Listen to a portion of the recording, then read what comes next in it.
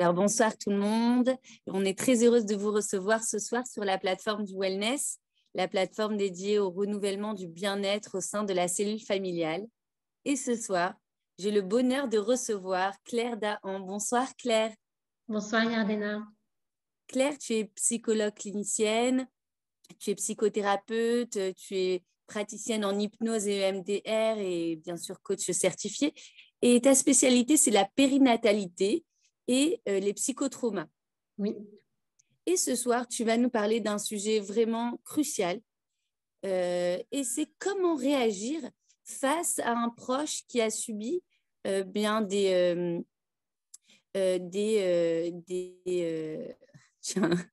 violences sexuelles, des abus, pardon, des abus. Oui, tout à fait. Alors, merci à toi, Yardena, de me recevoir ce soir. J'avais déjà fait une intervention pour Wellness à propos du postpartum. Et quand Yardena m'a recontactée pour savoir si j'étais OK, eh bien, je lui ai tout de suite dit qu'il y avait un sujet qui me tenait très à cœur. C'est les violences sexuelles dont on va parler ce soir. Et plus particulièrement, quand on n'est pas professionnel, quand on n'est pas formé à ça, comment on accueille une personne qui vient nous parler de ça, quels mots faut lui dire, qu'est-ce qu'il faut absolument éviter, comment on doit réagir, pourquoi ça nous met mal à l'aise aussi. Je vais vous parler de tout ça ce soir. Donc, pour me présenter, donc Yardena, comme tu l'as fait, moi je suis spécialisée en psychotrauma et en périnatalité. Dans le cadre de mon activité, je reçois pas mal de femmes, la périnatalité, qui ont des difficultés avec leur grossesse ou autour de leur grossesse. Et souvent, à ce moment-là, des aveux sur des abus sexuels, sur des agressions sexuelles apparaissent. Et donc, finalement, j'ai travaillé, moi, donc, je me suis spécialisée à l'université d'abord en psychotrauma, avant d'être spécialisée en périnatalité. Et j'ai fait le lien, en fait, entre les deux. J'ai voulu me former sur les deux parce que je me suis rendu compte que, évidemment, les agressions sexuelles, c'est une atteinte au corps, et tout ce qui est lié au corps de la femme va se manifester dans des périodes importantes. Ces choses-là peuvent réapparaître. Voilà, et ça me paraît extrêmement important qu'on puisse ce soir en discuter. Alors déjà, je voulais remercier toutes les personnes qui sont là. Je sais que c'est un sujet tabou, c'est un sujet dont voilà, ça provoque comme ça d'emblée un certain waouh, de quoi on va parler. Et pourquoi est-ce que j'ai choisi ce sujet?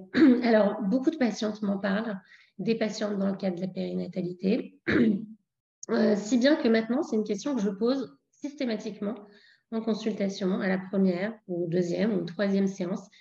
C'est devenu une question que je pose. Est-ce que vous avez été victime? Alors, bon, je commence doucement, le harcèlement, les abus, pour qu'on puisse justement faire un travail de fond. Et ce que je remarque, c'est que même quand les femmes ne viennent pas pour ça, même quand ce n'est pas le motif de la consultation, ça arrive quand même assez vite. Ce sujet arrive quand même assez vite. Alors, je pense aussi qu'on est dans une époque où la parole se libère. Hein, on le voit pour les victimes de différentes choses, pour les phénomènes de harcèlement. Et ça, c'est vraiment extra. C'est une époque où on donne la parole aux victimes de manière générale. Et chaque fois qu'il y a quelque chose dans l'actualité en rapport avec les violences sexuelles, alors que ce soit MeToo il y a une dizaine d'années, que ce soit récemment l'affaire Depardieu, que ce soit dans la communauté, dans certaines communautés, dans la communauté juive, les dénonciations de certains rabbins. À chaque fois qu'il y a des choses comme ça, à chaque fois que je parle de ce sujet sur les réseaux sociaux, j'ai immanquablement des messages, des mails, des gens qui me contactent et des premiers rendez-vous avec des personnes qui ont parfois 40, 50 ans et qui n'ont jamais parlé, même à leur mari, même à leur famille, jamais parlé du viol qu'elles ont subi quand elles étaient enfants. Donc, il y a vraiment, pour moi, c'est vraiment un enjeu de santé mentale. Et je vais vous parler de chiffres tout à l'heure. Et étant donné les chiffres, j'ai envie de dire que on a forcément dans son entourage quelqu'un qui a été concerné par ce dont on va parler ce soir. Donc, tout ça, et merci à toi, Yardena, aussi d'organiser cette soirée, parce que tout ce qu'on fait, ça libère la parole.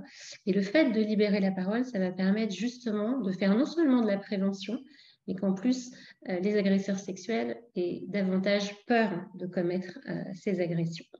Alors, par ailleurs, comme je suis aussi formatrice, je forme des médecins, des professionnels de santé, en hypnose thérapeutique, des praticiennes en pédagogie positive, des profs.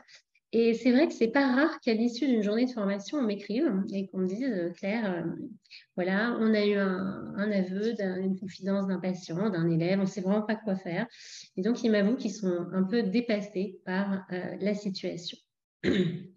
Alors, pourquoi c'est un sujet tabou? C'est un sujet tabou, on ressent toujours un certain malaise, hein, même moi, j'ai hésité. Est-ce que je nomme ça un proche qui a subi un abus sexuel, une agression sexuelle, un viol? Parce que c'est un sujet qu'on appréhende. Déjà, c'est un sujet qui nous fait peur. Il y a des mécanismes d'identification, de projection. Et si c'était moi? Et si c'était un tel? Des personnes qui vont avoir peur après de marcher dehors la nuit ou quoi. Alors, ils se disent, bah, moi, je ne veux pas en entendre parler. Donc, on a aussi une forme de déni. Chez nous, ça n'existe pas. C'est des choses que j'entends souvent dans les communautés. Parfois, ça nous met mal à l'aise parce qu'on ne sait pas quoi dire, tout simplement. Et que donc, un peu comme, tu sais, les gens qui n'osent pas présenter leurs condoléances parce qu'ils se disent, bah, je ne sais pas quoi dire. Et puis surtout, parce que le viol est associé à tort à la sexualité. Or, le viol n'a rien à voir avec la sexualité. Le viol, ce n'est pas une forme de sexualité, c'est une forme de crime. D'accord? Donc, ça n'a rien à voir avec l'intime, ça a à voir avec la violence, avec le crime, avec quelque chose qui doit être puni par la loi. Et donc, c'est important qu'on fasse le distinguo entre nos propres émotions et la réalité. Et c'est pour ça que tout à l'heure, je vais vous donner des définitions qui sont des définitions très explicites pour qu'on sache de quoi on parle. Changer le monde, c'est d'abord bien nommer les choses. Oui, parce qu'en France, une femme sur 6 a vécu une agression sexuelle. Et donc, on a statistiquement, dans notre entourage, forcément quelqu'un de concerné. Alors, le viol ne doit pas rester tabou parce que c'est encore un crime impuni. Depuis plus de 20 ans, les viols ont beau être considérés en droit international et européen comme des crimes de premier ordre, comme des formes de traitement cruels, inhumains, dégradants. Les États ont la responsabilité et l'obligation de prévenir, de punir. Malgré cela, ce sont les crimes qui bénéficient de la plus grande impunité. Les crimes donc, qui sont le moins punis, dont les victimes sont le moins reconnues, le moins protégées, le moins prises en charge et le plus mal écoutées et entendues.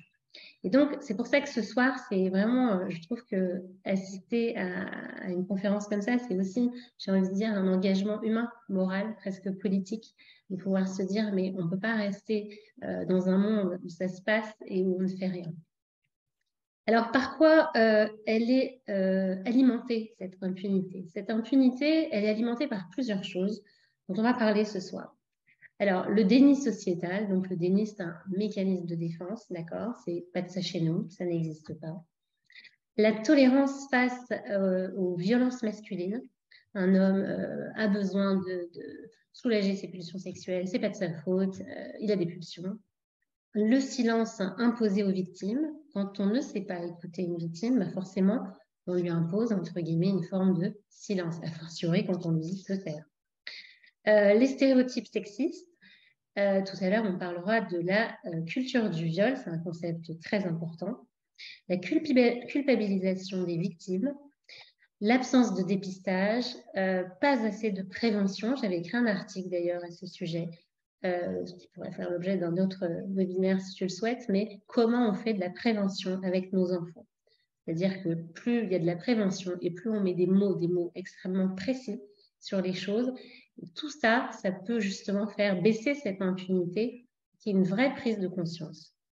Et puis, une dernière chose alimente l'impunité des agresseurs, c'est la méconnaissance des conséquences des psychotraumas et des mécanismes de dissociation psychique. Donc tout à l'heure, je vais vous expliquer avec des termes très simples qu'est-ce que la dissociation psychique. La dissociation psychique qui fait que les victimes ne réagissent pas. Voilà. Et donc tout ça, ça fait que finalement, on a affaire à un sujet de société qui est énorme, avec très peu de réactions de la part de la société. Et la société, ça commence par toi, par moi, par tous ceux qui nous écoutent et qui nous écouteront, j'espère. Donc en fait, aujourd'hui, on a un faible nombre de plaintes. Je vous donnerai tout à l'heure les chiffres plus précis, mais on peut dire aujourd'hui que 74% des plaintes sont classées sans suite et seulement 4% des tentatives de viol et viols sur mineurs font l'objet de plaintes. Donc, on a encore du travail pour qu'on puisse parler, pour qu'on puisse accueillir la parole des victimes. Et au total, seulement 10% des plaintes vont être jugées en cour d'assises. Voilà, donc il y a un énorme travail et qui commence vraiment dans nos foyers, j'ai envie de dire, dans nos sociétés, dans notre entourage. Alors, j'ai dit que j'allais nommer les choses, changer le monde, c'est d'abord nommer les choses. Donc, on va être extrêmement précis ce soir, hein, d'accord? J'ai pris des définitions qui sont de jurisprudence, des définitions juridiques, pour expliquer un petit peu ce que c'est. Alors, une agression sexuelle, c'est quoi?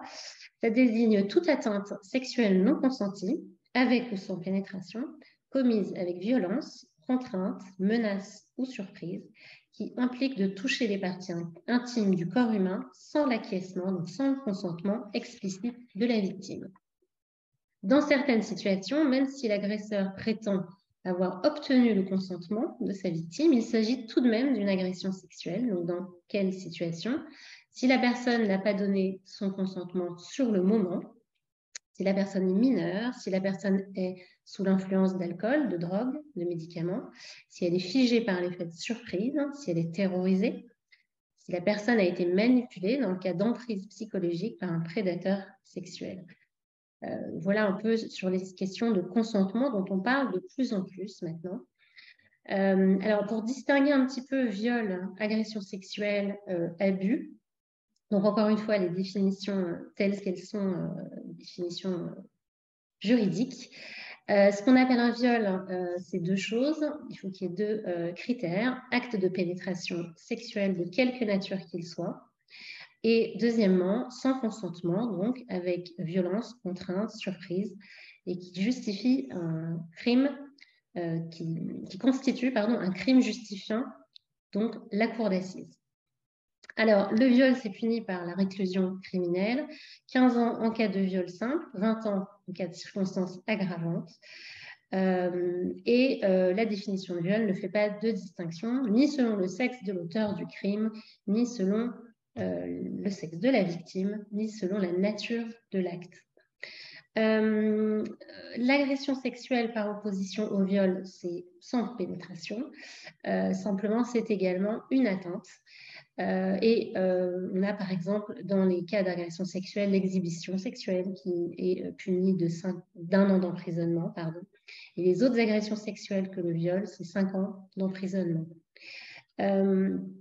Abus sexuel, c'est un terme qui est un petit peu différent, qui veut dire qu'il n'y aura pas de violence, de contrainte physique, d'accord, de violence physique, mais ça peut être par exemple l'abus sexuel, on parle de viol conjugal, un abus sexuel sans consentement dans le couple, même sans menace, d'accord. Alors certains sont contre la notion d'abus, il y a des gens qui n'utilisent plus cette expression, parce que abus, ça sous-entend, tu vois, comme on peut dire c'est abusé par exemple, ça sous-entend que dans une bonne mesure c'est ok, mais trop c'est abusé, donc on l'utilise plus tellement, mais je vous la cite quand même. Et on parlera d'inceste quand toutes ces relations sexuelles sont avec des proches parents. Voilà, alors pourquoi je vous parle de tout ça? Parce que du coup, de la même façon que si quelqu'un vient vous dire on a tué une personne, je ne sais pas, mon père, ma mère a été victime de meurtre, vous n'allez certainement pas rester sans rien faire. Eh bien là, on a quand même des peines, c'est important d'entendre ces peines, c'est important d'entendre que la loi a prévu des choses. Et encore là, je fais très light parce que sinon je pourrais vous lire le code pénal. Mais c'est important d'entendre que cette notion recouvre un certain nombre d'actions qui n'ont pas le même degré de gravité, qui ne concernent pas, pas pareil, la famille, pas la famille. Et donc d'entendre que le viol n'a rien à voir avec la sexualité. Le viol n'a rien à voir avec l'intime. Le viol a un rapport avec la loi et avec la violence. Alors, quel genre de réaction on a quand on nous parle, quand on n'est pas formé? Quel genre de réaction on a à des personnes qui viennent nous témoigner d'agressions sexuelles? Alors, au mieux, on va avoir des réactions qui sont maladroites, hein, un petit peu de silence, un petit peu de gêne, je ne sais pas trop quoi dire, un silence, on change de sujet, on regarde ailleurs. Et au pied, on va avoir des phrases qui sont très destructrices, comme par exemple « Mais pourquoi tu t'es pas sauvé ?» Ou bien « T'es sûr qu'il a compris que tu n'étais pas d'accord mais il t'a fait quoi exactement ?» Ou bien « T'étais habillée comment ce soir-là ?» Ou encore « Moi, si j'étais à ta place, j'aurais fait ou bien je ferais. » Alors ça, c'est des phrases qu'il ne faut plus du tout dire. Et à la fin, vous aurez d'autres phrases qu'il faut dire. Mais toutes ces phrases-là sont des phrases qui sont très délétères, qui ont des effets très délétères sur les victimes et qui les enfoncent plus qu'elles ne les aident. Alors donc, ce malaise, il faut provenir de plusieurs choses. On a parlé déjà du fait qu'on associe à tort viol et sexualité. Le malaise, il peut venir aussi du fait que l'auteur est connu. Alors par exemple, ça peut être un homme de pouvoir, un homme politique, un chef d'entreprise dans une grande entreprise. Dans le monde du cinéma, de la télévision, on entend souvent parler de ça, des hommes influents, donc on n'ose pas parler. Des hommes de religion, donc des rabbins, prêtres, imams. Tout ça fait que quand l'auteur est connu, eh bien, on va être encore plus mal à l'aise de poser des questions, on va douter de la personne. On va se dire, elle raconte la vérité. Alors, juste par rapport à ça, est-ce qu'elle raconte la vérité ? À ton avis, Yardena, combien il y a de personnes qui mentent sur les agressions sexuelles? Combien de personnes racontent ça alors que c'est faux? Qu'est-ce que tu dirais?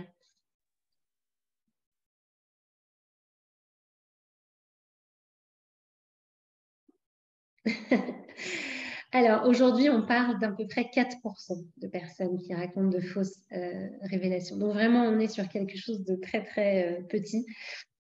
L'autre raison pour laquelle on n'en parle pas beaucoup, pour laquelle on est dans un malaise, c'est la pudeur qui est mal placée. D'accord? Donc, tout ce qui est, appeler un chat, tous ces mots-là, voilà, on ne sait pas tout.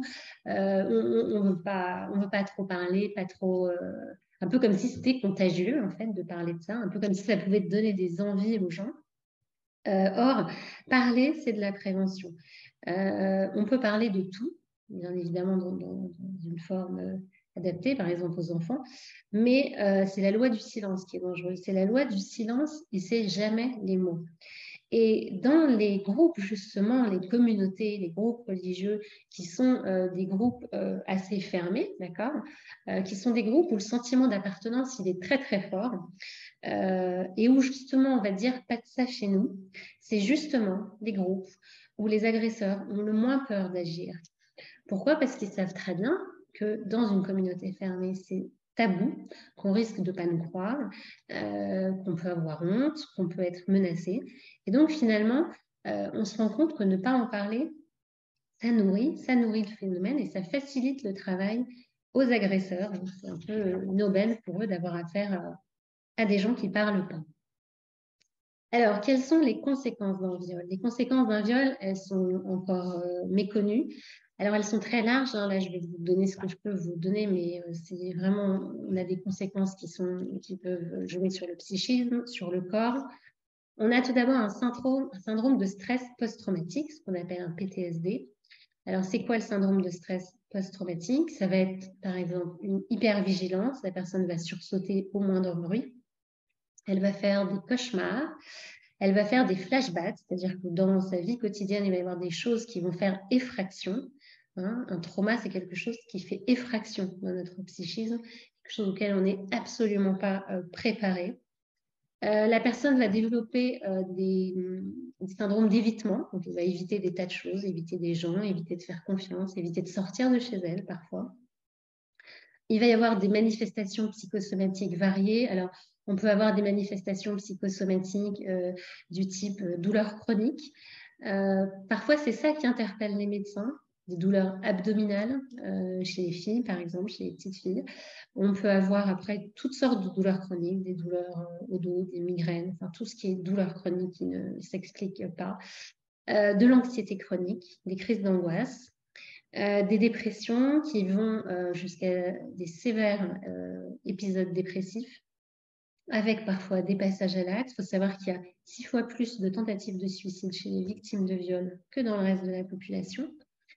On a des passages à l'acte avec des conduites addictives, des comportements à risque, de l'agressivité.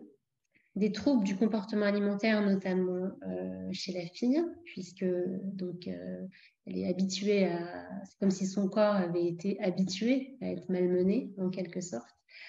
Des scarifications.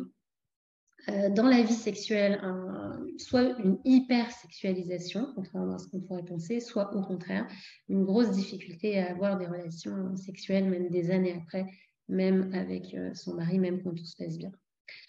Et puis également développer des TOC, des troubles obsessionnels compulsifs, de type TOC de lavage.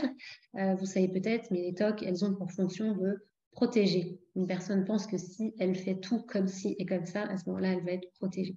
Et donc, elle va imaginer des tas de choses, des rituels de lavage, de fermeture, d'ouverture des portes, de faire un geste plusieurs fois avant de sortir de chez elle, de se taper le bras gauche puis le bras droit. Enfin, ça peut être des choses qui n'ont aucun rapport avec l'agression sexuelle, mais qui sont mises en place pour se protéger. Alors, j'ai dit tout à l'heure qu'il y avait peu de personnes qui portent plainte. Pourquoi ? Alors, soit parce qu'elles ont été menacées, hein, d'accord. D'ailleurs, c'est ce que je dis quand je fais de la prévention aux enfants. Quand un adulte te fait quelque chose où il te dit chut, ne dis rien, attention. Là, normalement, ça doit être un drapeau rouge. Attention. Donc, quand elles ont été menacées de parler, quand par exemple on leur dit si tu parles, bah, je vais dire que c'est toi, ou je vais dire autre chose, ou je vais le raconter, elles ne parlent pas non plus parce qu'elles ont honte. C'est très difficile d'aller porter plainte, d'aller raconter, d'aller répondre à des questions. Les questions sont crues, elles sont répétitives, les entretiens sont répétitifs. Il y a une grosse culpabilité chez la victime qui se dit mais quelque part peut-être que j'y suis pour quelque chose, peut-être que j'aurais pas dû sortir, peut-être que j'aurais pas dû faire ça, dire ça, peut-être que j'ai montré que je le voulais, peut-être que donc la peur de ne pas être crue, la peur de ne pas être comprise, la peur qu'on nous dise c'est de ta faute. Dans les cas d'inceste, le fait que les enfants ne parlent pas ont peur que la mère soit déjà au courant mais ne fasse rien, par exemple.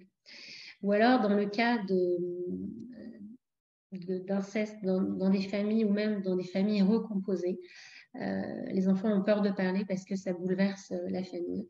Et que, d'ailleurs, ça me fait penser au livre Les choses humaines de Karine Thuil.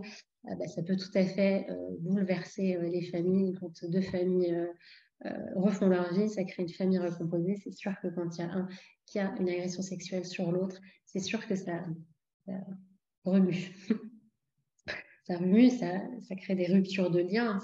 Donc, voilà, toutes ces raisons fait qu'il y a seulement 12% de victimes qui portent plainte.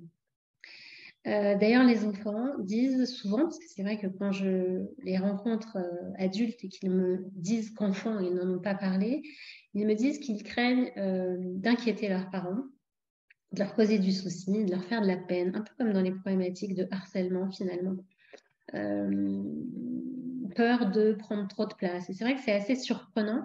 Donc, je parlerai tout à l'heure de la notion de tiers sécure et vous allez comprendre aussi pourquoi certains enfants parlent plus facilement et d'autres moins facilement. Et cette notion de tiers sécure, on en parlera tout à l'heure, elle est super importante. Je voulais donner un exemple dans ma patientèle. Par exemple, en ce moment, j'ai 2 patientes qui ont été violées à 14 ans. L'une a été accompagnée par sa mère dans toutes les démarches, l'hôpital, le psy, le médecin. Donc, elle l'accompagne à tous nos rendez-vous. Elle l'a accompagnée porter plainte, elle l'a accompagnée aux auditions. Et elle est là tout le temps avec elle. Elle a trouvé avocate. Voilà. Et puis, il y en a une autre qui n'en a parlé à personne et qui, à 18 ans, a décompensé, ce qu'on appelle fait une décompensation, donc des bouffées délirantes. Elle a dû être hospitalisée à Sainte-Anne à 18 ans. Donc pendant 4 ans, elle n'en avait parlé à personne. Et on voit que sur ces 2 victimes, c'est sûr que le devenir ne sera pas le même. Il y en a une qui va s'en sortir, on va dire, moins difficilement. Dans tous les cas, c'est difficile. Mais c'est important d'avoir une personne qui fasse son rôle dont je vais vous parler tout à l'heure. Je vais vous parler là, le rôle de tiers sécure. Et une personne tiers sécure, ça peut être vous. Ça peut être moi en tant que psy, ça peut être toi en tant que maman, ça peut être les gens qui nous écoutent en tant que conjoint, en tant que copine, en tant que sœur. Alors, qu'est-ce que c'est que le tiers sécure ? Je ne sais pas si vous avez déjà entendu parler de la théorie de l'attachement de Bowlby. La théorie de l'attachement, c'est une théorie très importante en psychologie. Son principe de base, hein, c'est qu'un jeune enfant a besoin, pour connaître un développement social et émotionnel stable, normal, il a besoin de développer une relation d'attachement solide, de confiance, avec au moins une personne qui prend soin de lui de manière cohérente et constante. Voilà la définition. Donc, je résume. Un enfant, pour avoir un développement, on va dire, serein, il a besoin d'avoir des figures d'attachement qui sont des tiers sécures. Tiers comme tierce personne, sécure, ça vient de la sécurité. En général, les tiers sécures, ce sont les parents. Alors, qu'est-ce qui se passe quand on a un attachement sécure? Eh bien, on va avoir confiance dans les gens qui vont s'occuper de nous. On va se sentir compris, en sécurité. Et on va pouvoir construire, on va dire, s'équiper d'un système émotionnel et mental qui nous rend capable, en tant qu'enfant, de nous représenter, nous, les autres et le monde. D'accord? Donc, ça crée quelque chose d'harmonieux et avec le temps, ça nous permet de nous adapter aux interactions, d'accord, dans les relations aux autres et puis de développer nos compétences en matière de résolution de problèmes. Donc, dans nos relations avec nos pères, dans nos relations dans le monde. Alors, on voit bien là que dans les cas d'inceste, c'est d'autant plus difficile que la personne qui était censée être notre tiers sécure, qui est censée être le pilier de toute notre vie, c'est aussi celle qui nous fait le plus de mal. C'est très compliqué pour un enfant. D'ailleurs, les gens racontent, mais moi, quand j'étais enfant, j'ai été violée pendant mon enfance et j'ai mis des années à me rendre compte que c'était pas normal. J'étais petite, j'avais 6 ans et il a fallu que j'ai 15 ans pour entendre parler la première fois de ce que c'était qu'une agression sexuelle. Donc, c'était quelqu'un qui vivait dans un milieu assez fermé. Et elle m'a dit, lorsque j'ai compris à quel point c'était grave, la connexion ne se faisait pas dans mon esprit. Il y avait comme on appelle ça une dissonance cognitive, c'est-à-dire qu'elle n'arrivait pas à coller la représentation de la personne qui lui faisait du mal et qui la violait, qui était son père, avec tout l'amour et toute la sécurité qui, en même temps, qui lui donnait. Sécurité, voilà. Et tout ça, ça fait du non-sens. Et l'individu, quand il vit un phénomène de non-sens, une victime de violence sexuelle, elle a besoin de remettre du sens dans sa vie et dans le monde. Et pour ça, elle a besoin de vous, elle a besoin de nous, elle a besoin de quelqu'un à qui elle peut se confier et qui va l'aider à remettre du sens. Donc, quand on parle de tiers sécure en psychologie, on appelle ça aussi la personne ressource, hein, qui nous a permis d'acquérir cette confiance en soi, en les autres et en le monde. Qu'est-ce qui se passe en cas d'événement traumatique? Alors, en cas d'événement traumatique, même adulte, si je trouve facilement un tiers sécure, alors je suis associée, je me réassocie. Je vais vous parler tout à l'heure de dissociation psychique. Donc là, ça veut dire je me réassocie. J'ai une expérience de tiers sécure et j'ai un sentiment de sécurité. Je m'adapte plus facilement. Si je ne trouve pas facilement cette personne, ce tiers sécure, si je ne trouve pas facilement cette ressource de sécurité, je vais rester dissociée psychiquement plus longtemps. Je vais rechercher en boucle. Et si je n'ai pas assez eu d'expérience de tiers sécure dans mon enfance, à cause de maltraitance, à cause de troubles de l'attachement, eh bien, dans un cas de trauma, ce sera beaucoup plus difficile. Donc, le tiers sécure dans l'enfance, il est super important parce qu'il permet une meilleure adaptation en cas de trauma. C'est ce qui va faire aussi que certains enfants vont plus facilement en parler, même si c'est difficile à raconter. Mais si on n'a pas eu de tiers sécure dans notre enfance, eh bien, c'est pas grave, on peut quand même avancer, se construire, Dieu merci. Et à ce moment-là, il faut que les gens qui nous entendent, quand on parle de ça, fassent office de tiers sécure. Donc, ça nous donne une énorme responsabilité que quand quelqu'un essaye de nous parler de ça, il ne faut surtout pas avoir des réactions où on montre qu'on est mal à l'aise. On est sûrement moins mal à l'aise que la personne qui parle et surtout pas des réactions qui vont avoir des effets délétères. Je vous donne d'autres exemples de ce qui est un tiers sécure, puisque vous comprenez bien. Donc, j'ai débuté moi, ma carrière au ministère de la Justice dans un service d'infraction pénale où je recevais des victimes d'infraction. Alors là, ce n'est pas un viol, mais Une patiente, par exemple, que j'ai trouvée aller plutôt pas trop mal, me racontait qu'elle avait été agressée, frappée dans le métro, frappée vraiment très violemment, qu'elle a perdu ses dents, qu'il y a une personne qui l'a aidée à ramasser ses dents dans le métro et qui l'a accompagnée chez le médecin. Et elle me dit, grâce à cette personne, ça va mieux. Ça aurait tout changé si elle n'avait pas été là. Voilà, ça, c'est un tiers sécure. Pas forcément son père ou sa mère, puisque en plus, cette personne était étrangère, ses parents n'habitaient pas en France. C'est cette personne. Un autre exemple d'une patiente qui en parle à sa prof, donc un viol dont elle réussit à parler à sa prof, qui donc alerte les parents. Elle ne pouvait pas le dire aux parents, c'est trop douloureux pour elle, trop difficile. Et ensuite va découler de ça donc un soutien, un accompagnement. Et voilà, là, cette prof, elle a fait office de tiers sécure. Voilà, pour que vous compreniez bien ce que c'est qu'un tiers sécure. Un tiers sécure, c'est une personne qui nous croit, qui nous rassure, qui nous assure une sécurité relationnelle et que souvent, après un viol, on a du mal à trouver. Je sais que les auditions, par exemple, à la police peuvent être extrêmement maladroites, même s'il y a beaucoup de progrès qui ont été faits dans ce sens. Elles peuvent être compliquées, traumatisantes pour les victimes. Donc, voilà, c'est important qu'on puisse remettre du sens et s'accrocher à quelque chose de vrai et d'authentique. N'hésite pas à m'arrêter, Ardena, si tu as des questions. Et tout à l'heure, je donnerai la parole, hein, je ne l'ai pas dit, mais voilà, restez là parce que après que j'ai fini, j'aimerais beaucoup avoir vos retours et vos questions. Alors, qu'est-ce que c'est que la dissociation psychique? Donc, la dissociation psychique, c'est pareil, hein, pas tout le monde sait ce que c'est, ça ne s'invente pas. C'est un état de sidération, qui fait que la personne qui se fait violer ne réagit pas. Elle va se figer, mais ça ne veut pas dire qu'elle fait rien. Je vais expliquer justement ce concept. Figer n'est pas rien faire. Alors, les autres ont du mal à comprendre pourquoi cette dissociation et ça peut leur jouer des tours. Pareil, il y a des progrès qui ont été faits dans ce sens. Je cite notamment Dr Muriel Salmona, qui est experte en violence sexuelle, qui est psychiatre, et qui a fait vraiment avancer les choses sur le fait d'expliquer, d'accord, qu'est-ce que c'était que la dissociation psychique. Aujourd'hui, les magistrats sont mieux formés pour justement comprendre que c'est pas parce qu'une victime ne fait rien qu'elle était consentante, d'accord? Donc, qu'est-ce que c'est que cette dissociation psychique? Pourquoi est-ce qu'une victime, elle reste paralysée? Pourquoi, c'est vrai, pourquoi est-ce qu'elle ne crie pas? Pourquoi est-ce qu'elle ne frappe pas? Pourquoi est-ce qu'elle ne tire pas s'il y a un truc de sécurité? Pourquoi est-ce qu'elle ne dit pas non? Finalement, elle est peut-être consentante si elle ne fait rien de tout ça. Alors, je vais vous expliquer un petit peu comment ça se passe dans notre cerveau quand on a un psychotrauma, donc un traumatisme psychique.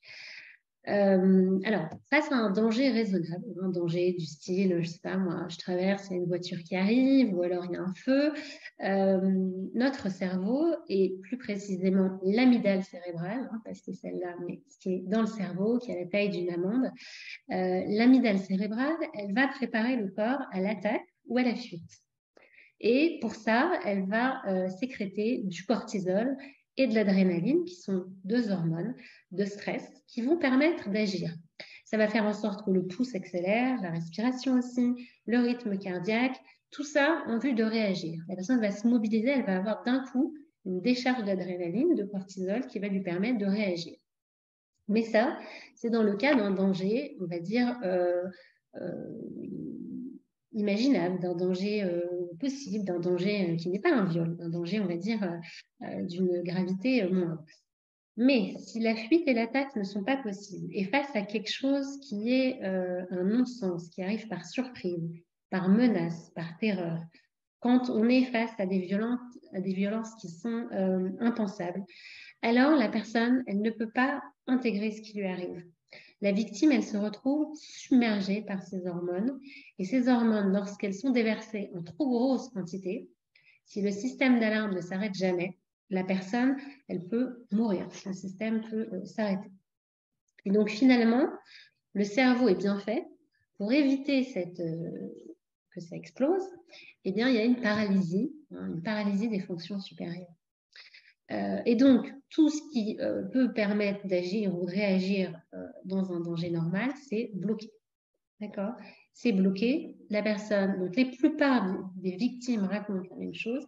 Elle ne peut pas bouger, elle ne peut pas crier, elle ne peut pas tirer sur une alarme, se défendre. Il y a une vraie immobilité, une vraie paralysie. On peut un peu comparer ça au un système électrique de survoltage. Hein. L'instinct de survie, c'est qu'à un moment, ça disjoncte. Tu vois, sur ton tableau électrique, ça disjoncte parce que sinon, ça prend feu. Et ça explique que quand vous dites à une victime, mais pourquoi tu n'as rien fait? Mais pourquoi tu n'as pas crié? Ou même, mais pourquoi tu n'as pas dit non? Est-ce que tu as dit non? Hein, c'est toutes ces problématiques de consentement. Ça explique que parfois, elle n'est même pas capable de prononcer un mot. D'accord? Donc, la personne, elle explique bien ce que c'est un mécanisme de dissociation psychique. Qu'est-ce qui se passe en fait? La personne va se voir un peu de manière floue, un peu comme à l'extérieur d'elle-même, comme si elle se regardait d'en haut. Elle peut se passer dans sa tête une image ou une chanson, enfin un truc qui n'a rien à voir. Elle n'est plus là, en fait. Elle n'est plus là et tout se bloque au niveau de ses sensations et de ses émotions.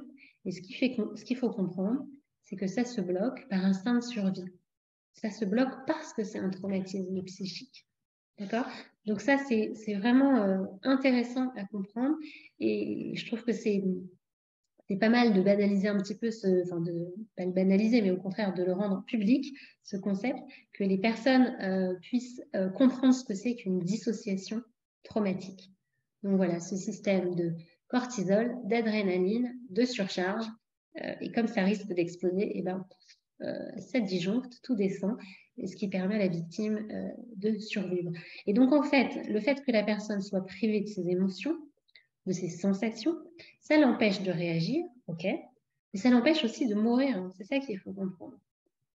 C'est comme une anesthésie, voilà, c'est comme une anesthésie, donc, et les zones cérébrales à ce moment-là, du langage, de la conscience, de la motricité, tout est bloqué. Et qu'est-ce que c'est qu'un flashback, justement? Je parlais des conséquences d'un viol. Donc, un flashback, c'est que à la moindre stimulation, image, impression, la personne va revoir des fragments d'images, d'accord, de ce qu'elle a vécu. Alors, ça peut être une odeur, l'odeur du parfum de son agresseur, ça peut être une chanson. Moi, j'avais une patiente qui me disait qu'elle a été violée sur une chanson et qu'elle ne peut plus supporter cette chanson, que ça la met vraiment dans un état de dissociation à nouveau. Elle se met à trembler complètement. C'est vraiment extrêmement compliqué pour elle. Ça peut être également quelque chose qu'on va fixer pendant l'agression sexuelle et donc voilà, et ça va revenir comme ça. Il y a aussi le concept donc de reviviscence traumatique, d'accord, de flashback, mais aussi d'amnésie traumatique, d'accord.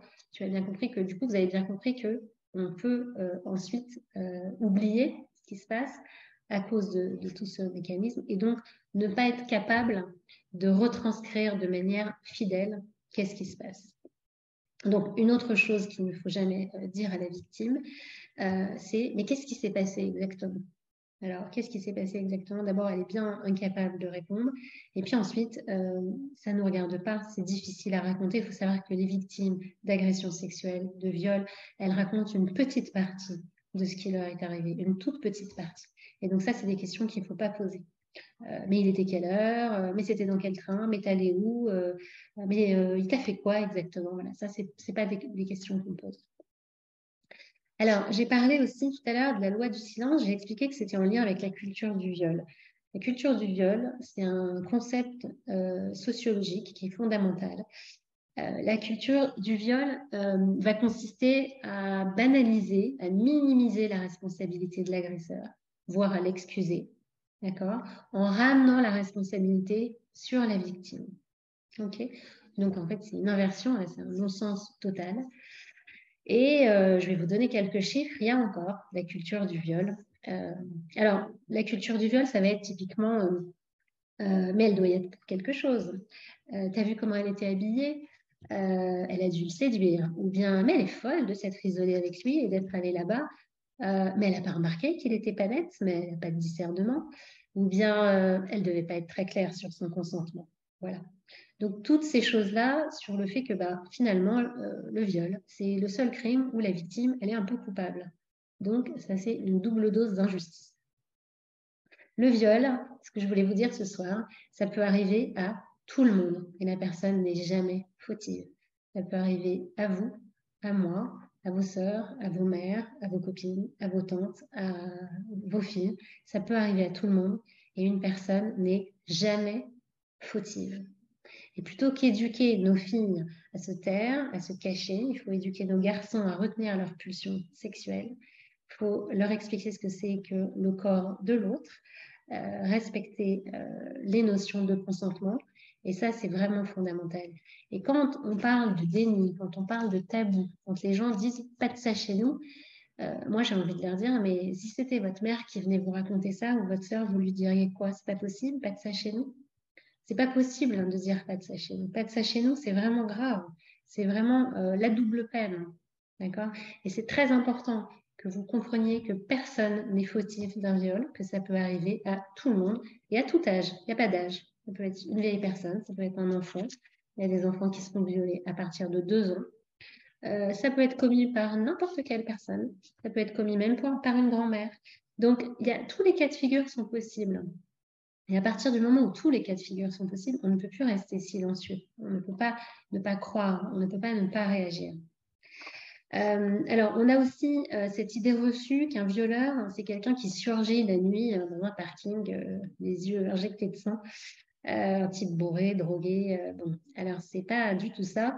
Et au risque de vous faire peur, dans 91% des cas, ces agressions ont été perpétrées par une personne connue de la victime, par une personne de son entourage. Donc, si vous devez garer votre voiture, vous pouvez y aller tranquillement. Alors, en tout cas, la culture du viol, elle participe à ce que j'ai appelé l'impunité des agresseurs. En 2000, je crois que c'était en 2020, on a fait une petite enquête sur la culture du viol pour savoir où on en était, parce qu'on progresse quand même.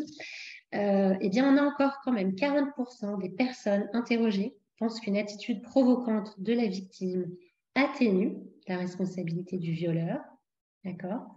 Donc, c'est-à-dire, si elle s'habillait autrement, eh bien, ça n'aurait pas arrivé. Donc, c'est un peu de sa faute quand même. Et que si elle se défend vraiment, elle peut fuir, ce qui n'est pas possible. Ensuite, 30% des personnes pensent qu'une tenue sexy excuse en partie le violeur. Plus de 30%, donc ça c'est un sondage que je vous dis, plus de 30% pensent qu'il est habituel que les victimes accusent à tort pour se venger, d'accord, alors qu'on est sur entre 4 et 7%. Plus de 2/3 adhèrent au mythe d'une sexualité masculine pulsionnelle. C'est pas de sa faute. Les hommes, c'est pas de leur faute. Ils ont des pulsions, c'est pas de leur faute. Difficile à contrôler. Je crois que c'est vraiment quelque chose cette idée-là, il faut vraiment la travailler. Et d'une sexualité féminine passive. Et certains pensent que les femmes aiment bien être forcées ou ne savent pas ce qu'elles veulent. Voilà. Donc, tout ça, c'est ce qu'on appelle la culture du viol. C'est important que vous compreniez de quoi il s'agit. Alors, avant que je vous donne des conseils pratico-pratiques sur quoi dire aux personnes qui sont victimes d'agressions sexuelles, de violences sexuelles, je vais vous donner quelques chiffres, justement. On a aujourd'hui 250 000 viols et tentatives de viol par an. Une femme sur 6 et un homme sur 20 ont subi au moins un viol ou une tentative de viol dans leur vie. Dans plus de 60% des cas, ce sont des mineurs. D'accord. Alors, les chiffres de l'OMS sont quand même assez effarants. Les enfants sont les principales victimes de violences sexuelles. Dans le monde, une fille sur 5 et un garçon sur 13 ont subi des violences sexuelles dans leur enfance. Donc, on a 27% des Français qui connaissent au moins une victime d'inceste dans leur entourage. Donc, tout à l'heure, j'ai parlé du peu de plaintes. Donc, on a seulement 12% des victimes qui portent plainte, qu'elles aient ensuite maintenu ou retiré cette plainte. J'en profite pour faire une petite aparté. Je parlais tout à l'heure des communautés qui sont fermées et qui protègent. Il y a des gens qui portent plainte, mais qui retirent leur plainte. Alors, porter plainte, c'est difficile, c'est douloureux, c'est long. Mais quand on est allé jusqu'au bout, retirer sa plainte, ça me questionne toujours. je peux bien sûr accabler personne, mais ça me questionne toujours parce que pourquoi est-ce qu'on retire sa plainte? On a de la peine pour la personne, pour sa famille. On a peur que sa femme, ses enfants ne s'en remettent pas. On a peur que la personne ne retrouve pas de travail. Donc, s'il s'agit d'un dirigeant de communauté, d'un personnage politique, d'un personnage influent, d'un personnage religieux. Et c'est vrai que justement, si on retire la plainte, on a encore moins de chances de voir ces plaintes. Déjà qu'il n'y a pas beaucoup de monde qui porte plainte, déjà qu'il y en a 70% qui sont classés sans suite. Si en plus on retire ces plaintes, 1% seulement des agresseurs sont condamnés. Alors si en plus on retire ces plaintes, voilà, donc c'est une vraie question que je me pose. D'ailleurs, dans ce qu'on peut dire et ce qu'on ne peut pas dire aux victimes, il faut faire attention à inciter les gens à porter plainte trop tôt ou sans être bien entourés. Une plainte, c'est quelque chose qui demande vraiment d'être accompagné. D'abord que la personne elle soit accompagnée dans sa famille, qu'elle soit accompagnée par un psy et qu'elle soit au courant des démarches. On va dire que quand une personne vient d'être victime de viol, c'est pas ce dont elle a besoin tout de suite. Il faut savoir que ça coûte beaucoup en énergie et ça peut être extrêmement remuant. Hein, si jamais vous avez quelqu'un qui vous en parle, donc c'est pas un conseil qu'on donne à quelqu'un qui vous raconte qu'elle a été violée la semaine dernière. Alors, qu'est-ce qu'on fait dans ces cas-là? Je vous ai raconté tout ce qu'on ne peut pas faire. Qu'est-ce qu'on fait dans ces cas-là? Comme ça, après, je laisserai la parole aux gens pour des questions.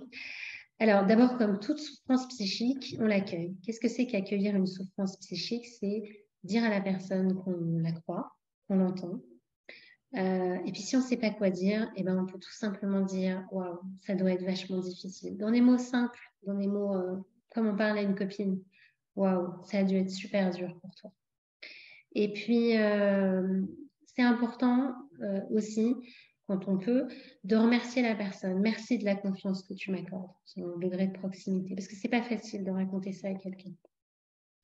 On ne dit jamais à ta place j'aurais fait ça, parce qu'on n'est pas à la place de l'autre, et parce que les agresseurs, notamment les prédateurs sexuels, anticipent toutes les réactions possibles, ont tout fait justement pour orchestrer.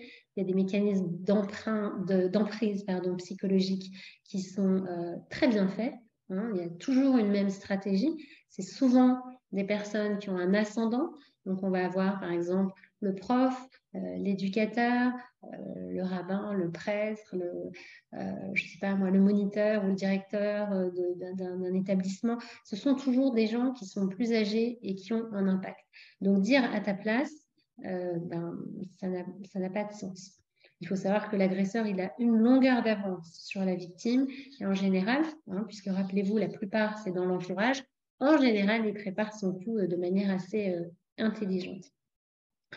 La chose la plus importante à dire quand on ne sait pas quoi dire, c'est « je suis là pour toi si tu as besoin ». Et puis, lui dire « ce n'est pas de ta faute » à la victime. D'accord? Ça, c'est très, très important. Ce n'est pas ta faute. Ça, c'est vraiment une chose que je peux répéter en thérapie pendant très longtemps quand je suis une victime de viol. C'est répéter à cette personne, ça peut prendre des mois, ça peut prendre des années, mais vous n'êtes pas coupable. Vous n'êtes pas coupable. C'est une phrase que je peux dire, mais vraiment, je ne sais pas combien de fois. Et ça met du temps jusqu'à ce que la personne me croie. Parce qu'au début, elle me dit non, non, non, je suis coupable. Forcément, je suis coupable. Ça m'est arrivé. Ne pas minimiser les violences qu'elle a subies. Donc, faire cette place de tiers sécure. C'est important de poser des mots aussi. Parfois, j'ai des victimes de violences sexuelles qui viennent me raconter tout. Et puis à la fin, donc, je leur dis, donc, bien sûr, je les écoute, je les félicite d'avoir réussi à faire cet effort, d'aller voir un psy. C'est pas facile déjà de trouver le bon psy, et puis ensuite de prendre rendez-vous, et puis de venir, et puis de déballer. Et puis, une fois qu'elles ont terminé, que je les ai rassurées, entendues, que je leur ai montré, que je les ai compris, crues, parfois, je leur dis, donc, vous êtes en train de me dire, vous venez pour me dire que vous avez été victime d'un viol. Et souvent, les personnes elles me disent, ah bon, je m'étais jamais dit, j'avais pas vu ça comme ça. Ah oui, je me rends pas compte que ça s'appelle comme ça. Donc, c'est important de nommer. C'est important, pourquoi est-ce que je dis ça à une victime? Pour qu'elle considère que sa souffrance est légitime. D'accord? Parfois, c'est tellement flou, justement, à cause de la dissociation psychique, à cause de l'amnésie traumatique. Parfois, c'est tellement flou qu'elle-même, elle ne sait plus trop où on en est. Nous-mêmes, quand on entend, on peut être un peu déstabilisé par la confusion. Ce n'est pas toujours dans l'ordre. Il ne faut pas chercher l'ordre, ça ne vient pas tout de suite. Et puis, parfois, il peut y avoir un certain retrait émotionnel, mais qui est un mécanisme de protection, ou bien une conséquence de la dissociation psychique. Et donc, du coup, même nous, on peut être un peu surpris, un peu étonné par la façon dont la victime va raconter ça. Mais le plus important, c'est de lui montrer qu'on la croit. Donc, rassurer la victime déjà, qui se sent coupable, ça on l'a dit. Se mettre du côté de la victime et lui dire que l'agresseur n'avait pas le droit de lui faire du mal, que rien ne peut justifier ces violences. Lui rappeler que le viol, c'est un crime, c'est un délit. Surtout pas mener d'enquête, entre guillemets, c'est-à-dire poser mille et une questions. Les enquêtes, c'est la police. Vous n'êtes pas la police, vous êtes un tiers sécure, rappelez-vous. Une chose importante, c'est ne pas exposer la victime à son agresseur en organisant des confrontations. Je pense par exemple à des violences sexuelles, à des viols qui ont eu lieu, un cousin sur sa cousine. On n'organise pas comme ça une réunion familiale, parole contre parole, parce que ça, c'est pas possible. C'est des confrontations qui peuvent être traumatisantes à nouveau pour la victime et très angoissantes. Voilà, ne pas participer au déni, ne pas faire comme si on n'entend pas. Une autre chose aussi, c'est entendre un viol, c'est pas comme entendre un conflit ou un différend entre deux personnes. Il ne s'agit pas de dire je veux pas me mêler, je veux pas prendre parti. C'est un crime, c'est interdit de dire ça. C'est important si vous avez affaire à des affaires familiales. On ne peut pas dire je ne veux pas me mêler, c'est une affaire de famille. Non, c'est une affaire de loi, voilà, je l'ai dit plusieurs fois. Donc c'est notre devoir humain, éthique, de faire quelque chose, de s'engager vraiment auprès de la victime, de lui demander de quoi elle a besoin. Et puis, vous imaginez bien que c'est quelque chose qui va prendre du temps, d'accord? On ne va pas pouvoir en une seule fois, voilà, donc on accueille, on entend. Il ne suffit pas seulement d'accueillir et d'entendre, il faut dire à l'autre que j'ai accueilli et entendu. Et si je n'ai pas les mots, si je ne suis pas psychologue, bah, c'est pas grave, je dis je comprends. C'est tout simple, hein, je comprends, je te crois. Merci de m'en avoir parlé. Une victime, elle a aussi besoin qu'on lui dise ses droits, parce que donner à quelqu'un ses droits, c'est lui dire qu'elle a de la dignité et qu'elle a une valeur. Une personne qui a une valeur, elle a des droits. Et puis, remettre le monde à l'endroit, moi, c'est ce que j'appelle remettre le monde à l'endroit.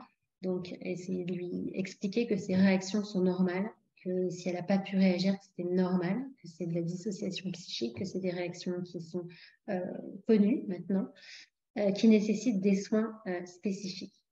Alors, ces soins spécifiques, qu'est-ce qu'ils sont ? Il faut se faire aider, il faut se faire accompagner. Et dans les cas de violences sexuelles, on ne peut pas aller voir n'importe qui. On va voir un professionnel, quelqu'un qui est psychologue, clinicien ou psychiatre, et quelqu'un qui est spécialisé en trauma, quelqu'un qui a l'habitude d'entendre ça. Ça fait 17 ans que j'exerce, c'est pas facile d'entendre des violences conjugales et pourtant des violences sexuelles, des violences sexuelles. Et pourtant, je suis très bien formée. Et donc, je me dis, mais qu'est-ce qui se passe quand les gens vont voir quelqu'un qui, déjà, qui n'est même pas psychologue, qui peut être praticien, qui peut être thérapeute, qui peut avoir plein de compétences dans d'autres domaines. Mais dans ces domaines-là, on oriente vraiment vers les personnes compétentes. Parce que parfois, tout psychologue est en supervision et nous aussi, on peut avoir des moments de débordement, de déroutement, etc. Et on est tous en formation continue. Un psychologue qui est formé en psychotrauma, c'est un psychologue qui s'est formé longtemps avec des pathologies spécifiques.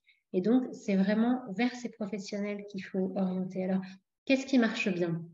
Le MDR, ça marche très bien. Le MDR, c'est la technique des mouvements oculaires. C'est beaucoup utilisé sur le psychotrauma.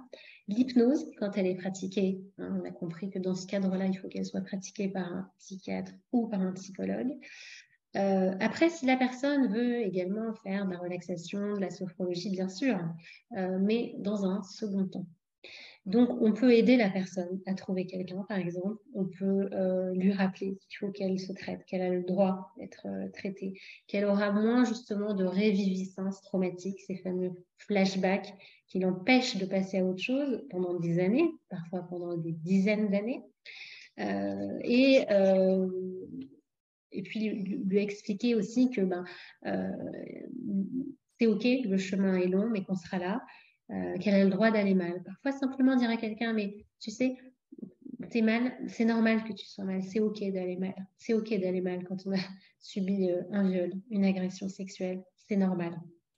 Voilà. Dernière chose, avant que je laisse la parole aux questions, quand on entend soi-même des violences sexuelles, qu'on n'est pas formé et qu'on est, par exemple, en cité, quelqu'un d'extrêmement proche, eh bien, il faut aller aussi se faire aider soi-même. Pour être un aidant, il faut être aidé, il faut avoir les épaules. Pour amener quelqu'un de sa famille consulter, donc selon le degré de proximité avec la victime, vous aussi, avoir été témoin de violences sexuelles ou bien avoir entendu parler de violences sexuelles, ça peut être douloureux, ça peut être traumatique. Et donc, si vous sentez que vous aussi, vous êtes trop dépassé émotionnellement, allez vous faire aider. On reçoit aussi des proches de victimes. Voilà, donc maintenant je vais laisser la place aux questions. Je vous remercie beaucoup, tous les gens qui participent, c'est chouette, on a pas mal de monde et je vous encourage vraiment à poser vos questions parce que c'est des sujets, voilà, des sujets qui sont très importants et qui sont bien plus fréquents que ce qu'on croit. Alors, n'hésitez pas. Merci Claire pour cette excellente conférence. Vraiment, merci de nous avoir mis tout prêt sur un plateau d'argent. Vraiment, c'est juste fantastique. Je vais ouvrir les micros pour que tout le monde puisse, voilà. Est-ce que toi, tu as une question, Yardena, déjà? On peut commencer par toi. Un ado qui touche un autre enfant, ça s'appelle comment? Ça s'appelle une agression. Alors, ça s'appelle une agression sexuelle ou un viol s'il y a pénétration. D'accord. D'accord. Voilà. Et tu as dit tout à l'heure également, j'aimerais rebondir dessus, on ne va pas tout de suite à la police. Mais je sais qu'en Israël, par exemple, à la plage, j'avais entendu ça, si il y a un homme qui a touché ah non, ça c'est différent. Un homme qui a touché un enfant dans les vestiaires, et ben là, on va voir le maître nageur et tout de suite, il les emmène à la police pour porter plainte sur place. Oui, alors ça c'est différent. Moi j'ai parlé de porter plainte. J'ai dit qu'il fallait faire attention de ne pas conseiller trop vite à des gens de porter plainte, parce que porter plainte c'est une démarche qui est coûteuse sur le plan psychique et qu'il faut se accompagner pour ça. Désactiver le micro. Et que donc lorsque une personne va trop vite, il faut d'abord qu'elle raconte son histoire, qu'elle ait des personnes qui sont des tiers sécures.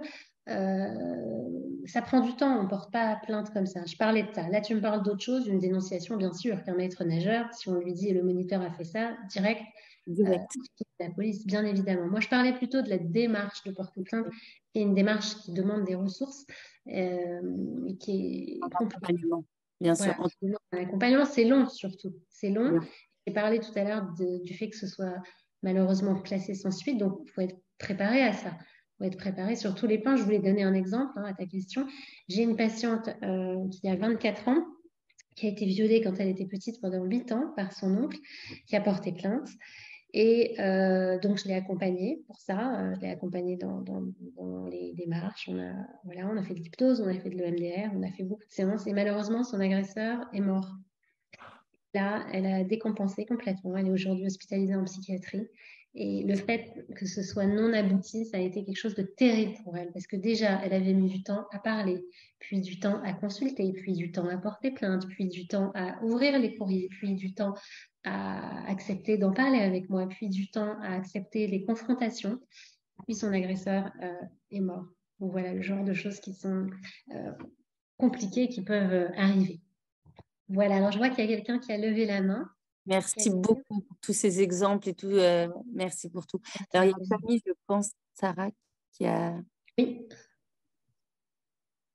Bonsoir. Alors, mais par contre, son micro est coupé. Alors.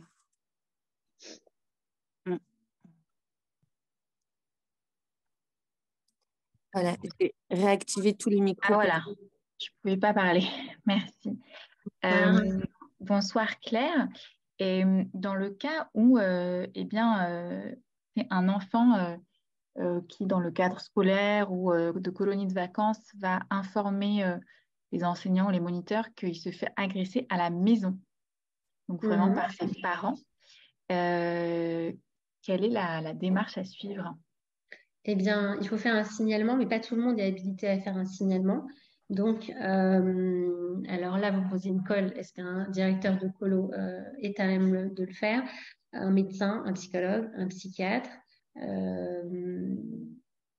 ne veux pas dire de bêtises, mais en tout cas, il faut faire quelque chose, ça c'est sûr, parce que c'est un signalement. En tout cas, à l'école, on fait des signalements, donc potentiellement en colo aussi. Je sais que dans les écoles, on fait des signalements justement pour ça.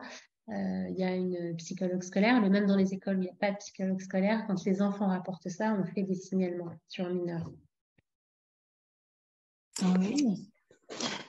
Bonjour, vous êtes sur Paris?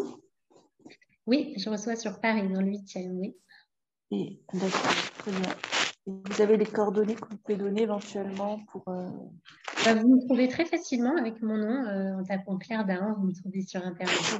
D'accord, très bien. Faire les coordonnées sans problème. D'accord. Je précise aux gens qui m'entendent que s'ils ont des questions qui ne leur viennent pas là tout de suite, ils peuvent m'écrire sur mon site internet sans problème. Donc, vous avez sur mon site internet clairedahan.fr une boîte à messages où vous pouvez tout à fait me poser une question. Très bien. Alors, est-ce qu'il y a une question? Alors, il y a quelqu'un qui a répondu, je ne sais pas, qui a dit que on peut signaler au 119, tout citoyen peut signaler. D'accord. Pas particulier pour faire un signalement. Ok, parfait. Merci pour cette information. Merci beaucoup. Alors moi, j'ai une question, mais je pense que ça fera l'objet d'un autre débat. Mais c'est par rapport tu disais qu'il fallait du coup éduquer nos garçons.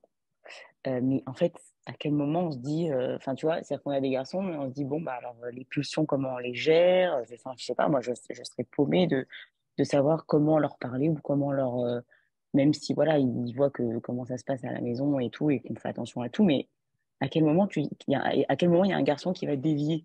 Qu'est-ce qui va le faire dévier, quoi?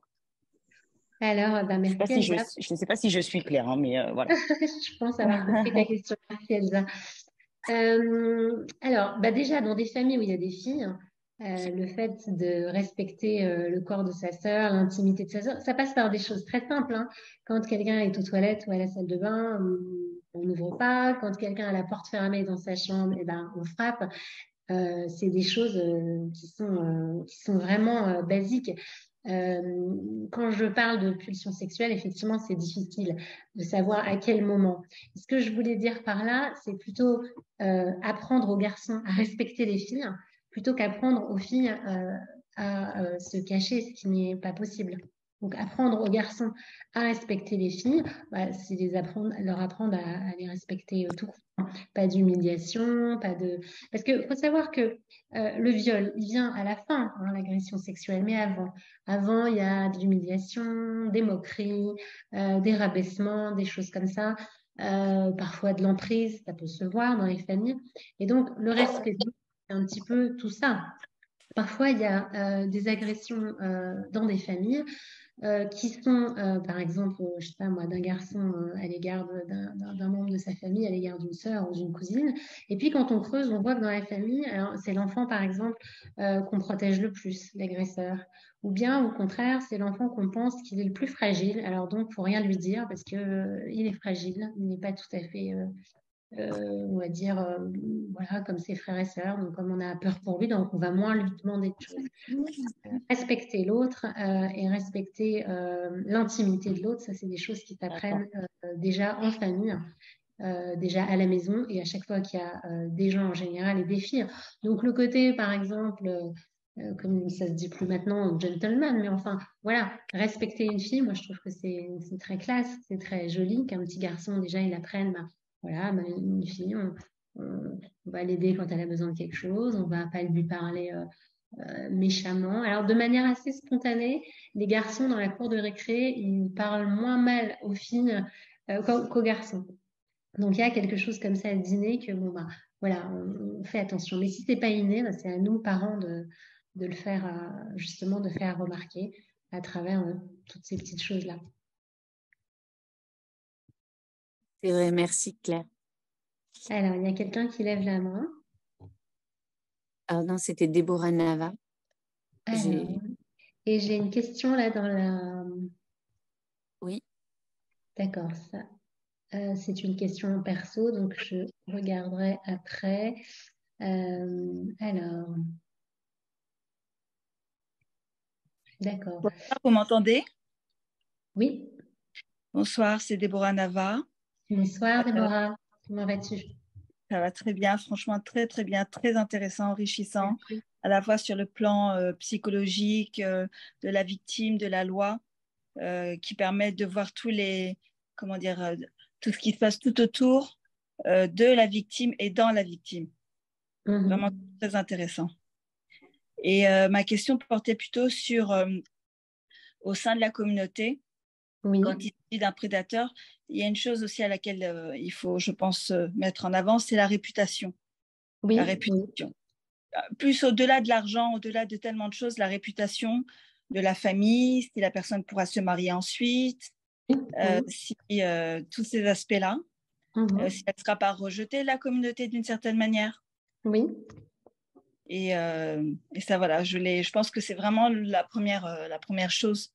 On a peur aussi de l'antisémitisme. Oui. Aussi. Oui. Alors ça, c'est intéressant parce que ça me fait penser, Déborah, alors je ne sais pas si vous avez entendu, il y a un récent podcast qui est paru, qui s'appelle « Tu ne te tairas point », qui est très intéressant. Et justement, elle introduit au début par cette question, mais si on parle des viols dans la communauté juive, on va avoir de l'antisémitisme. Alors, j'ai envie de vous dire que pas plus ni moins qu'en n'en parlons pas, ça ne change pas grand-chose. Et puis, encore une fois, je l'ai dit tout à l'heure, c'est le fait que chez nous, il y a la loi du silence dans la communauté juive qui fait que ça facilite le travail aux prédateurs sexuels. Ça, on ne se rend pas compte, mais les prédateurs sexuels savent très bien que dans des communautés fermées, pas seulement des communautés juives, mais dans des communautés fermées où le groupe d'appartenance est très fort, on fait attention à ne pas parler des gens. Tu as très justement dit, Déborah, tout à l'heure, j'entends souvent ça, mais si je porte plainte, ce monsieur va perdre son travail, ses enfants ne vont pas pouvoir se marier. D'accord. Mais si je ne porte pas plainte, ce monsieur va récidiver encore je ne sais combien de fois. Et quand on abuse sexuellement, quand on viole une personne, c'est pas seulement sa vie à elle qui est malmenée pendant des années, c'est ensuite sa vie de couple, c'est sa conjugalité, c'est son intimité, sa sexualité, c'est la peur qu'elle pourra avoir pour ses enfants ou au contraire le déni. Moi, j'ai déjà vu une fois des cas, même 2 fois, où la fille est violée et puis quand on creuse, ben, la mère aussi avait été violée. Donc, quelque part, on se pose cette question de pourquoi cette répétition? Est-ce qu'il y a eu du déni? Qu'est-ce qui s'est passé? Et donc, c'est pas juste une vie qui est abîmée, hein, d'accord? C'est pas juste une vie et ses nombreux aspects, c'est un entourage autour de la victime. Il faut savoir que une femme qui se fait violer, qui est mariée, qui a des enfants, c'est toute sa famille qui va mal pour tout le temps. Ça prend vraiment énormément de temps à remonter de quelque chose comme ça. Un enfant qui va mal, pareil, j'ai parlé de tiers sécure, un enfant qui a été violé, s'il n'a pas de tiers sécure, c'est long de se remettre, très très long. Et donc on ne peut pas raisonner en se disant mais qu'est-ce qu'on va faire l'auteur de ce viol et si ses enfants ne se marient pas? Franchement, il y a une question de priorité là. Et la seconde question, c'est important pour moi de le dire. Et la seconde question, merci. Donc, tu parles de transgénérationnel, en fait, déjà sur sa propre histoire. Alors, j'ai parlé de transgénérationnel parce que parfois, quand il y a trop de déni autour d'un viol, quand une personne a été violée et qu'il y a eu trop de déni, qu'elle n'a pas eu d'espace et d'occasion de raconter ça, parfois elle peut être tellement dans le déni qu'elle peut ne pas remarquer les signaux. Alors peut-être ça pourrait faire l'objet d'un autre webinaire. Quels sont les signaux qui doivent nous alerter chez nos enfants? Alors les manifestations psychosomatiques déjà de type brûlure, mycose, infection urinaire à répétition, un enfant qui va se gratter des parties intimes tout le temps, un enfant qui a un changement drastique dans son comportement, qui mange plus du jour au lendemain, ou qui dort plus, ou qui veut plus aller à l'école, ou qui veut plus dormir dans la chambre de son papy, ou des choses comme ça. Voilà, toutes ces choses-là qui viennent du jour au lendemain.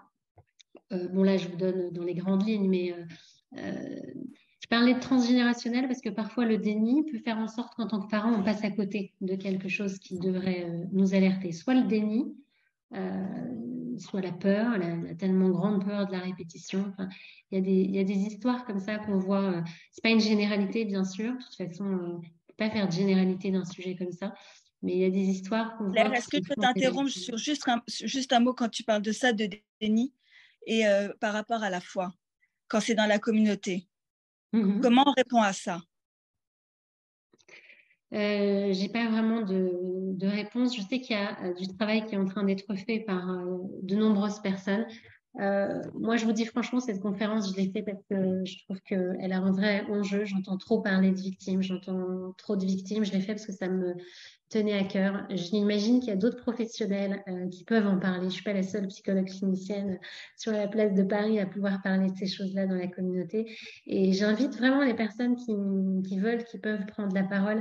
Mais malheureusement, Déborah, je n'ai pas de réponse sur qu'est-ce qu'il faut faire pour que la communauté. Je pense que déjà, si vous écoutez cette conférence ce soir, si vous la transférez, si elle est écoutée par le plus grand nombre, et si les choses sont nommées, d'accord, j'ai nommé les choses ce soir, eh bien, c'est comme ça qu'on change les choses petit à petit, doucement, doucement. Voilà. Merci Déborah, en tout cas.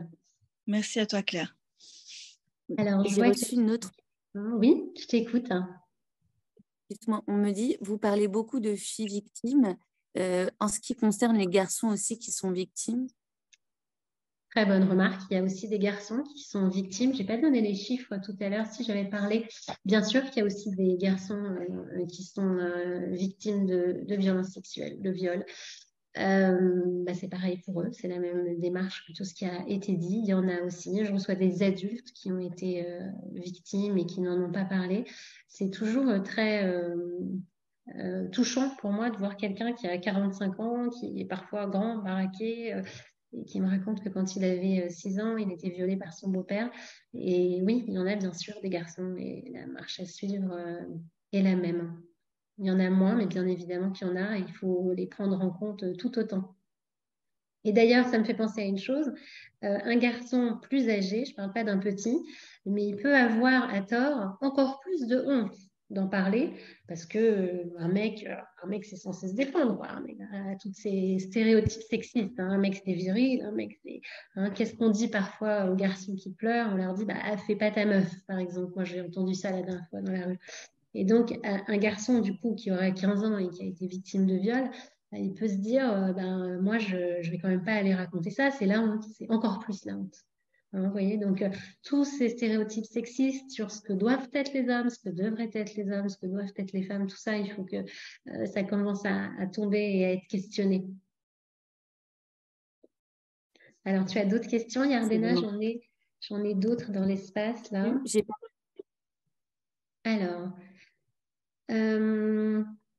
comment faire quand une personne qui a subi des violences sexuelles ne veut pas aller voir quelqu'un pour se faire aider, car elle l'a déjà fait, mais elle a été déçue. Du coup, je l'aide comme je peux, mais je suis démunie car je ne suis pas professionnelle. Très bonne question. C'est pour ça que je disais tout à l'heure qu'il faut essayer de chercher la personne vraiment qui s'y connaît en psychotrauma. Maintenant, ça ne suffit pas, il faut avoir le feeling aussi avec un psy. Faut que ça se passe bien, il faut que la personne se sente en confiance, qu'elle sente que le psy la met déjà dans un climat, on va dire, dans un climat rassurant. Si ça ne le fait pas, on ne va pas voir... Même en dehors des viols et des violences sexuelles, si on va voir un psychologue et que le courant ne passe pas, il faut laisser tomber, il faut aller voir quelqu'un d'autre. Alors, si, pour répondre à votre question que vous avez posée là dans la plateforme, si vraiment vous avez une personne qui refuse de se faire aider, bien, ce que vous pouvez faire, c'est essayer de voir avec elle comment elle peut se faire aider autrement avec un autre professionnel. Peut-être qu'elle peut vous raconter, partager avec vous ce qui l'a choqué dans la réaction du psy. On est quand même maintenant formé à savoir ce que c'est que la dissociation psychique. Donc, je ne sais pas ce qui a fait. Qu'est-ce qu'elle attend? Peut-être ce serait intéressant de parler à cette personne. Qu'est-ce qu'elle attend du coup du professionnel qui la suivra? Pourquoi est-ce qu'elle a été déçue? Quelle est son attente? Voilà. Alors, hop, il y a d'autres questions. Alors,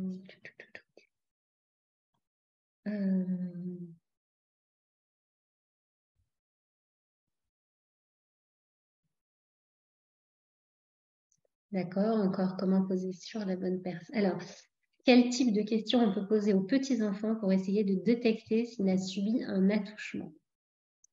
Alors, ce qui est important quand on cherche à faire parler un enfant, c'est ne surtout pas le harceler de questions, parce que c'est le meilleur moyen pour qu'il se ferme comme une huître. On peut, alors déjà, qu'est-ce qui vous fait dire que l'enfant a peut-être vécu un attouchement? Il faut faire attention aux projections, etc.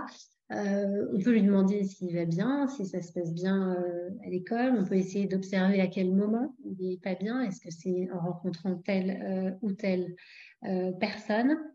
Il y a quelqu'un qui a une question, oui, il me semble qu'elle peut la poser à l'oral. Je ne sais pas si c'est vous qui l'avez posée en privé, mais vous pouvez tout à fait poser votre question à l'oral. Gardena, peut-être que tu peux donner la parole à la personne qui a posé cette question.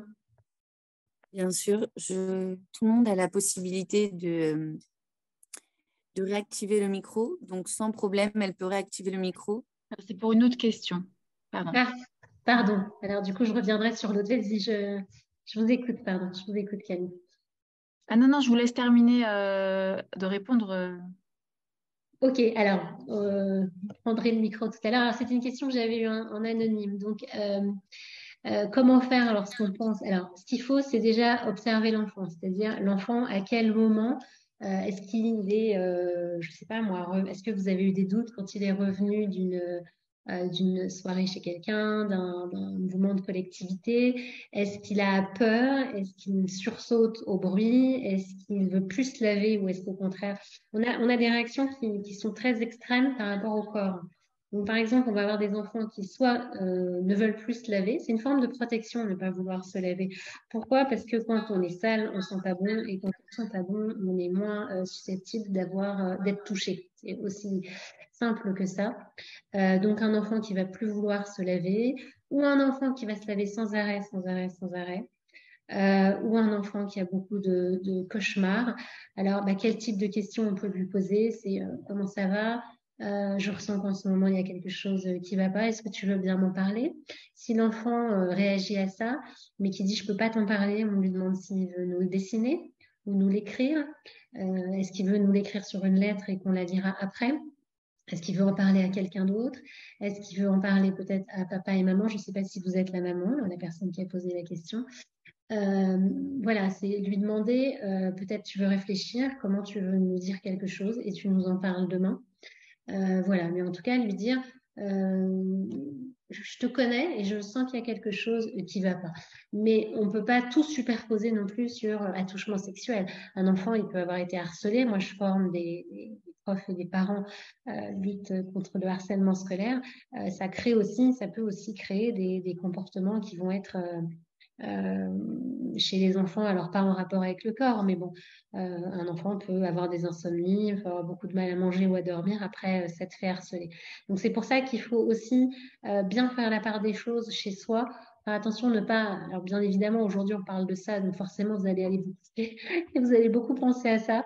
Mais si un enfant n'est pas bien, c'est pas forcément ça. Il faut faire attention aux projections aussi qui seraient trop rapides et puis aux phrases qu'on dit.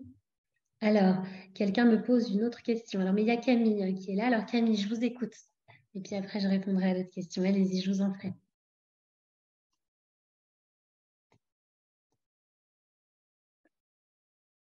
Alors, par contre, votre micro, je crois qu'il est désactivé, Camille. Camille, Ah.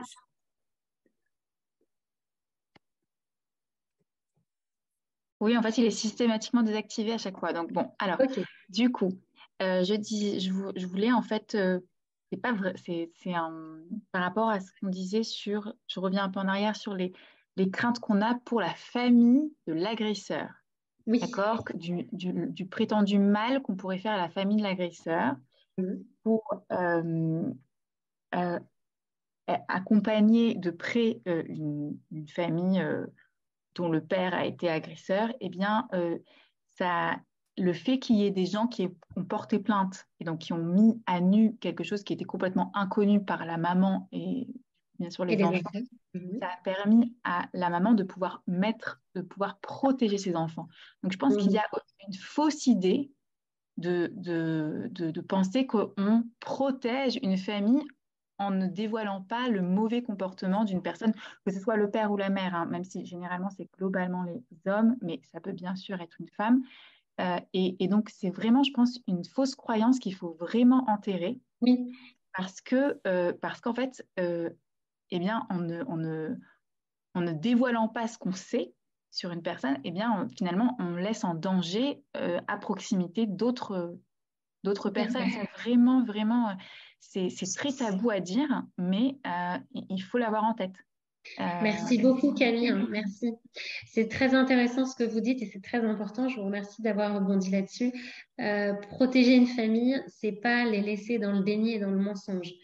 Il vaut mieux que la famille sache à quel papa il a affaire, même si c'est difficile, et qu'ensuite il puisse se reconstruire, parce que là, on a parlé des traumas des victimes, des traumas potentiels de gens qui écoutent les victimes, et on n'a pas parlé des traumas de la famille de l'agresseur.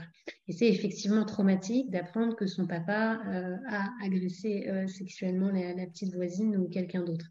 Donc, tout vaut mieux que le mensonge et les non-dits. Vous savez, de toute façon, les non-dits, ça saute une génération et après, boum, ça revient. Donc, tout est mieux que ça. Et ce que dit Camille, c'est vraiment extrêmement intéressant. Je ne l'ai pas dit, mais c'est très important. Qu'est-ce que ça veut dire protéger une famille? Moi, par exemple, parfois, on me dit, mais les frères et sœurs de ce garçon qui a agressé sexuellement quelqu'un, ils vont pas se marier. C'est surprenant, ça. Alors, qu'est-ce qu'on préfère? On préfère être dans une famille de mensonges, dans un monde de mensonges. Moi, je trouve que le monde de mensonges, il est encore plus anxiogène que la vérité. Et puis, les familles des agresseurs sont prises en charge. C'est-à-dire que quelqu'un qui apprend que son papa a fait telle ou telle chose, eh bien évidemment, on va s'occuper de lui avec la plus grande attention, parce que non seulement le papa, c'est le tiers sécure, comme je disais tout à l'heure, mais en plus, il y a, comme dit Camille, le fait que la petite fille se dit, mais moi aussi, finalement, j'aurais pu être violée. Donc, bien évidemment, les protéger, c'est pas dans le sens où on entend ne rien dire, mais plutôt le dire. Merci pour cette remarque pertinente. Merci à toi aussi. Alors, dans tout ça, la victime peut-elle se reconstruire? Oui, heureusement, parce que sinon j'arrêterais de travailler. Bien sûr que les victimes se reconstruisent, ça prend du temps. Il faut être bien entouré, il faut être patient. Alors moi, je dis toujours, vous avez vu le cours de la bourse, ça monte pas comme ça, la bourse, ça monte comme ça, d'accord? Donc c'est ça, faire des progrès, c'est un pas en avant, deux pas en arrière, trois pas en avant, puis un pas en arrière. Et bien évidemment, il y a ce qu'on appelle la résilience. Alors c'est sûr que quand on veut militer contre les violences sexuelles, on ne va pas parler de résilience parce que sinon le monde ne va pas changer, la loi ne va pas changer. Mais puisqu'on est entre nous et qu'on parle de psychologie, on a tous en nous des capacités de résilience. Et puis surtout, il n'y a pas de répétition. C'est pas parce qu'on a été agressé sexuellement qu'on va agresser à nouveau sexuellement. Au contraire, les gens qui ont été agressés sexuellement, ils font extrêmement attention au respect, etc. Et donc, bien évidemment que les victimes, elles peuvent s'en sortir. Voilà, c'est long, ça demande de la patience, ça demande. Alors, moi, je suis formée aux thérapies orientées solutions. En thérapie orientée solutions, on dit que l'acceptation elle précède le changement. D'abord, j'accepte d'être une victime et d'aller mal. C'est seulement ensuite que je peux sortir de mon statut de victime. Donc, si je pense que ce que j'ai eu, c'est pas très grave, ou que j'y suis pour quelque chose, ou que c'est peut-être un peu de ma faute, j'ai peut-être pas clairement dit non, je suis peut-être un peu bête de m'être fait avoir, je vais jamais m'en sortir. Mais si je sais que je ne suis pour rien, que c'est vraiment pas de ma faute, que je n'ai pas réagi par dissociation psychique, que je n'ai pas pu faire autrement, et si j'accepte mes incapacités, mes limites, eh bien à ce moment-là, je peux commencer à me dire victime. Et c'est pour ça que ça fait du bien de porter plainte quand on s'en sent capable. D'accord ? Moi, j'ai porté plainte une fois pour un vol par effraction à domicile. Eh bien, c'est vrai que de voir le mot victime sur un document, eh bien, ça fait du bien. Voilà, même si c'était un tout petit truc et qu'il m'est rien arrivé et qu'on est loin du sujet de ce soir. Eh bien, je pense en tout cas que voilà, le fait d'accepter qu'on est victime permet de sortir du statut de victime. Alors, prenez le temps s'il y a parmi vous des victimes. Et puis ensuite, quand vous irez mieux, peut-être que vous en ferez quelque chose. J'ai animé des ateliers de prise de parole, de partage autour des violences sexuelles. Et c'était très émouvant parce qu'il y avait parmi les animatrices des anciennes victimes. Et c'était extraordinaire de voir à quel point elles avaient pu non seulement dépasser le programme, mais en plus en faire quelque chose. Donc, bien sûr, je vois tous les jours des gens qui se sortent, heureusement. Merci de votre question. C'est vrai qu'on peut se poser la question. Alors, il y a beaucoup de questions. Ah, une question, tiens, intéressante.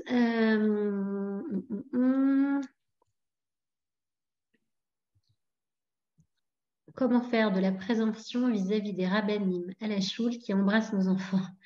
Alors, très bonne question. Alors, pour ceux qui ne sont pas de la communauté qui nous écoutent, ça veut dire les rabbinim, ce sont les rabbins à la synagogue qui embrassent nos enfants. Comment faire de la prévention? D'abord, on n'oblige jamais un enfant à embrasser qui que ce soit, même sa grand-mère. D'accord? On ne dit pas à un enfant, sois gentil, va faire un bisou, t'as reçu un cadeau, va faire un bisou. Non, un bisou, c'est quelque chose qu'on fait avec son corps. On n'oblige jamais personne à faire quelque chose avec son corps.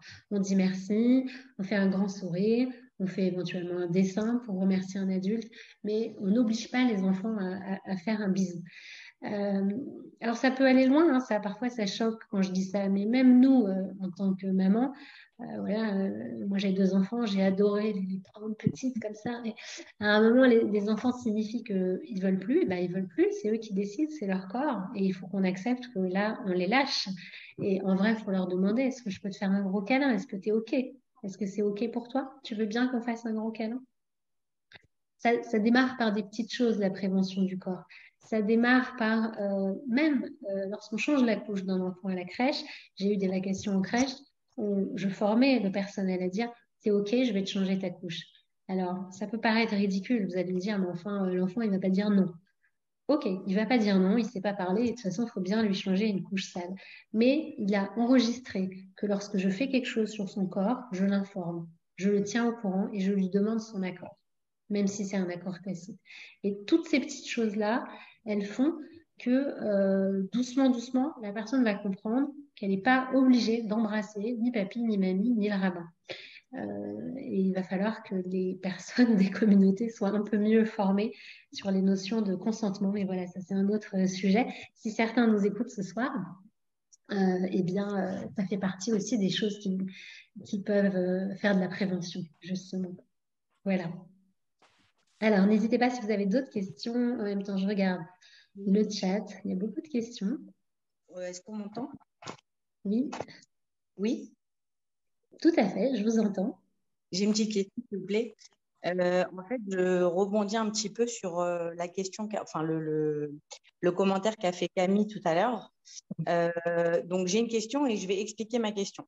Alors, j'aimerais savoir, est-ce qu'une personne qui viole une fois, c'est quelqu'un qui va revioler? Enfin, voilà, j'imagine qu'il y a des statistiques, il y a des choses qui ont été faites. Savoir, est-ce que quelqu'un qui viole une fois est amené à revioler dans la plupart des cas ou non? Et je vais vous expliquer ma question. En fait, Camille, elle soulignait qu'il ne faut pas avoir peur, entre guillemets, d'abîmer la famille de l'agresseur, parce qu'au contraire, ça aidera maman à protéger ses enfants d'un éventuel agresseur. Maintenant, vous dites que vous avez souvent des papas de 45 ans qui ont été victimes quand ils étaient petits, etc. Donc, est-ce qu'à ce moment-là, cette personne de 45 ans pourrait se poser la question, est-ce que c'est intéressant, entre guillemets, de porter plainte? Bon, je pense qu'on ne peut plus porter plainte de toute façon au bout de certaines années. Hein. Mais en fait, ce que je veux savoir, c'est, je veux dire, l'agresseur en question, il a peut-être violé il y a 20 ans. Est-ce qu'il y a encore un risque qu'il continue de violer sa propre famille? Je ne sais pas si j'arrive à m'exprimer en fait. Oui, votre question, elle est claire. Alors, un agresseur qui a violé quelqu'un, qui a eu un abus sexuel sur autrui, il faut aussi qu'il soit aidé. Hein. Là, on parle des victimes. Mais quelqu'un qui n'a pas bien intégré ce qu'on fait sur le corps de l'autre, c'est quelqu'un qui ne va pas très bien. C'est quelqu'un qui est en souffrance. Donc, il faut l'aider. Si cette personne, elle n'a jamais parlé de ce qu'elle a fait, qu'elle n'est jamais allée consulter quelqu'un, les psychologues, on reçoit aussi des auteurs, notamment quand ce sont des enfants. Moi, personnellement, j'ai du mal à recevoir des adultes auteurs de viol. Je ne l'ai jamais fait, ça c'est au-delà de mes possibilités. On a chacun nos limites. Mais en revanche, j'ai déjà reçu des jeunes enfants, enfin des enfants, on va dire, des ados, qui ont déjà commis un viol. Il faut qu'ils soient aidés, bien sûr, il y a un travail. Et puis parfois, le travail, ça ne suffit pas avec un psychologue, ça va être avec un psychiatre. Donc, vous répondre de façon statistique. Je n'ai pas les statistiques du taux de récidive, mais enfin, il y a déjà des récidives, même quand on fait de la prison. Là, c'est un peu particulier puisque c'était un enfant, je n'ai pas son âge, mais personne ne peut vous dire non, il n'y aura pas de récidive. C'est impossible de répondre à une question pareille, mais enfin, devant le risque. Donc pour quelqu'un qui a violé, même 20 ans plus tard, il est toujours à risque de violer, c'est ça? Il ne s'est pas fait soigner, etc. C'est sans mettre d'accusation. Ce que je veux comprendre, c'est est-ce que, entre guillemets, ça vaut le coup d'abîmer une famille, du coup, cette famille qui s'est construite, qui est voilà, un père de famille aujourd'hui qui a violé il y a des années. Est-ce que ça vaudrait le coup, entre guillemets, d'abîmer sa famille alors qu'on ne sait pas aujourd'hui si il est, vous voyez ce que je veux dire, s'il est encore agresseur, si... Moi, je vais vous poser une question. C'est quelqu'un de... Vous pouvez me dire le lien de parenté que vous avez avec cette personne? C'est quelqu'un de proche. De proche. Est-ce que vous auriez aimé avoir comme mari quelqu'un qui a violé une personne, même à 15 ans, sans que vous le sachiez? Non, mais mais je ne sais pas, mais souvent on est dans le déni aussi. Et je me dis que des fois, on préfère ne pas savoir. Je parle pas pour moi, mais je sais pas. Je me dis que détruire d'un autre côté une famille. Détruire une famille, c'est une interprétation, d'accord? Camille a bien relevé tout à l'heure, c'est pas détruire une famille que de leur faire prendre conscience que dans leur famille, il y a eu quelque chose d'extrêmement dysfonctionnel. On est plus que dans le dysfonctionnel, là. Un viol, c'est puni par la loi. C'est entre 15 ans et 20 ans. Hein. Un viol avec pénétration, si c'est pas avec pénétration, on est dans l'agression sexuelle, on est dans un minimum 5 ans. On ne parle pas de petits trucs, là. On ne parle pas de blessures psychiques. On parle de crimes. Donc, votre question, j'ai du mal à la comprendre. Peut-être que vous pourrez m'expliquer en privé. Peut-être que c'est difficile pour vous de donner davantage de détails.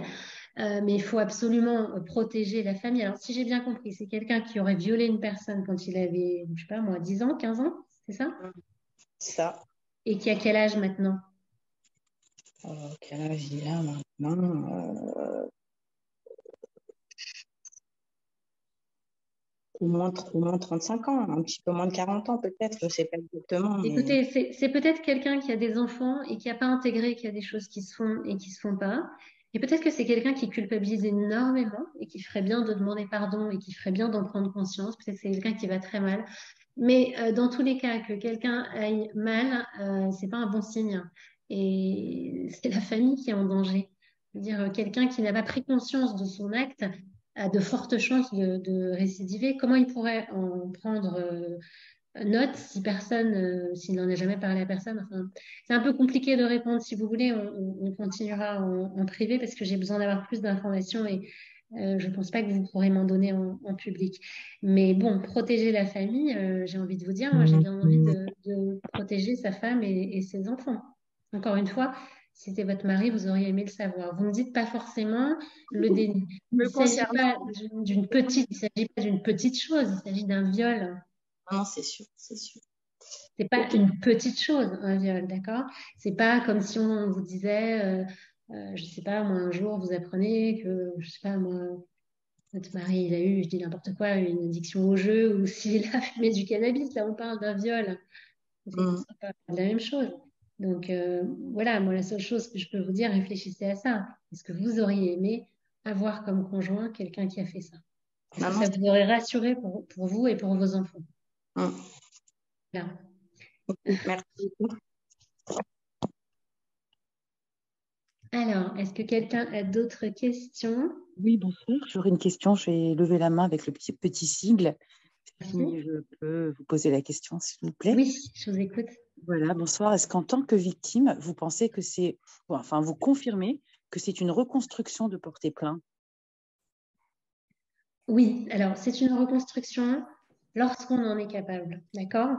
Il Bien faut sûr. prendre le temps de porter plainte, il faut porter plainte, il faut être accompagné. D'abord, pour plein de raisons. D'abord parce que quand on porte plainte, on va nous poser plein de fois la question.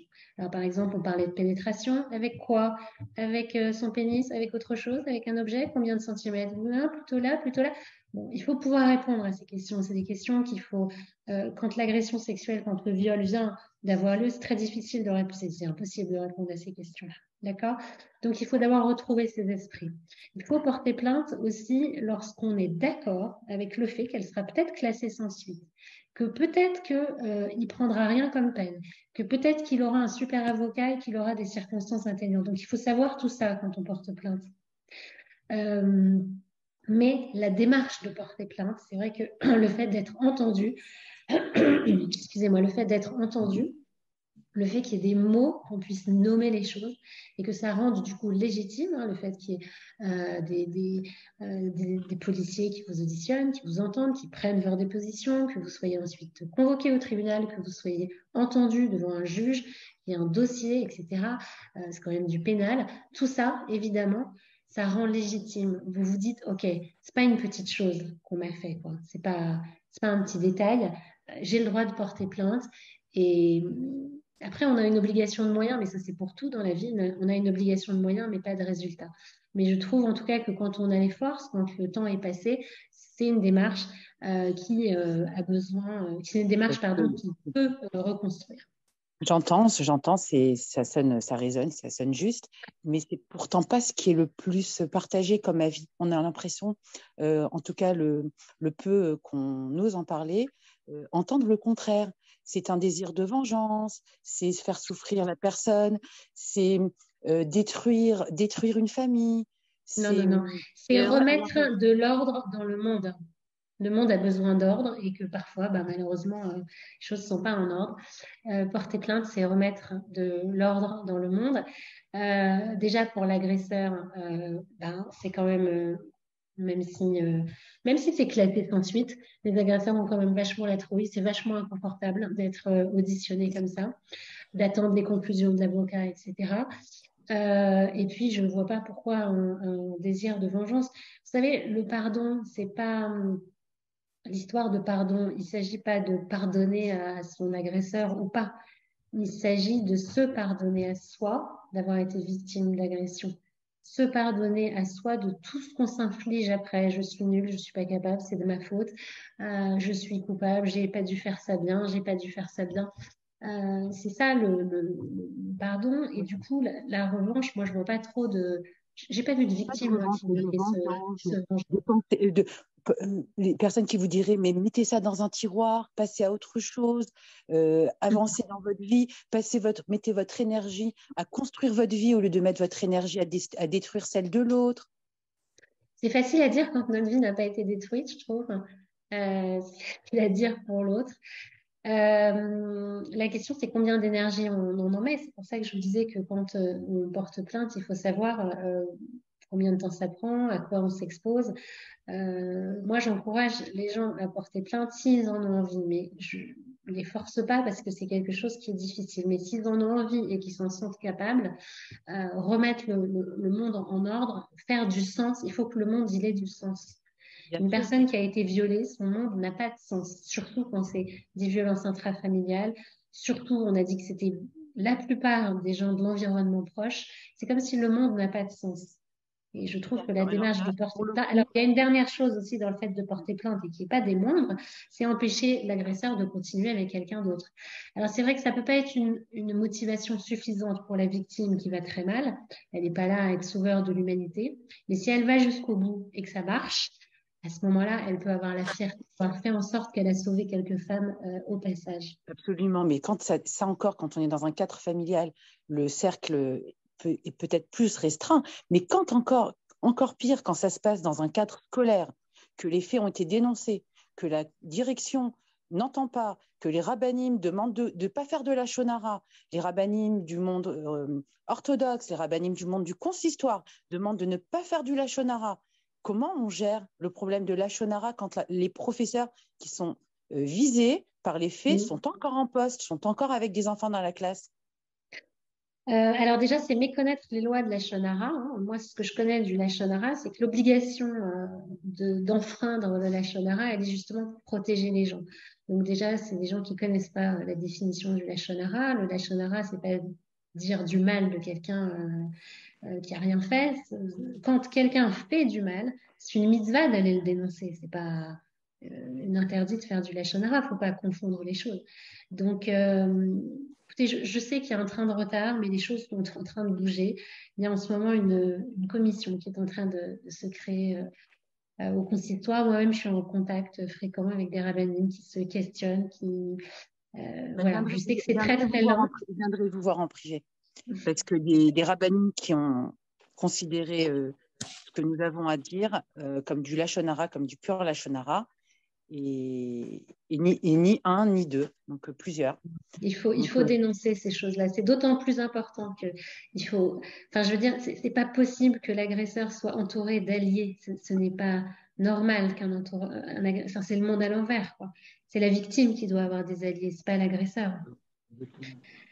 Bon, je vais laisser l'autre personne. Je vous remercie. Merci beaucoup. Alors, j'ai pas mal de questions. Hein. Moi, je suis à votre disposition, mais j'espère qu'on va réussir à répondre à tout ça. Faut-il le dire à son conjoint quand on a eu ce problème? C'est une très bonne question. Ça vous appartient de savoir si vous le dites ou pas à votre conjoint. Moi, je suis pour la transparence. Je trouve que c'est important quand on entame une relation d'être transparent. Il faut savoir voilà, comment le dire. Mais c'est sûr que ça peut être utile pour comprendre certaines réactions qu'une femme peut avoir après avec son conjoint. Personnellement, ça me paraît nécessaire, mais ça vous appartient. C'est une décision qui appartient à la victime. Alors, Yardena, je te revois plus. Tu es où? Hop.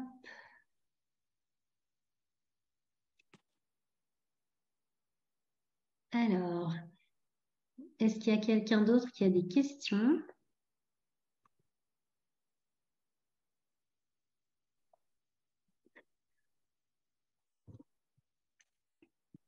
Alors, Yardena.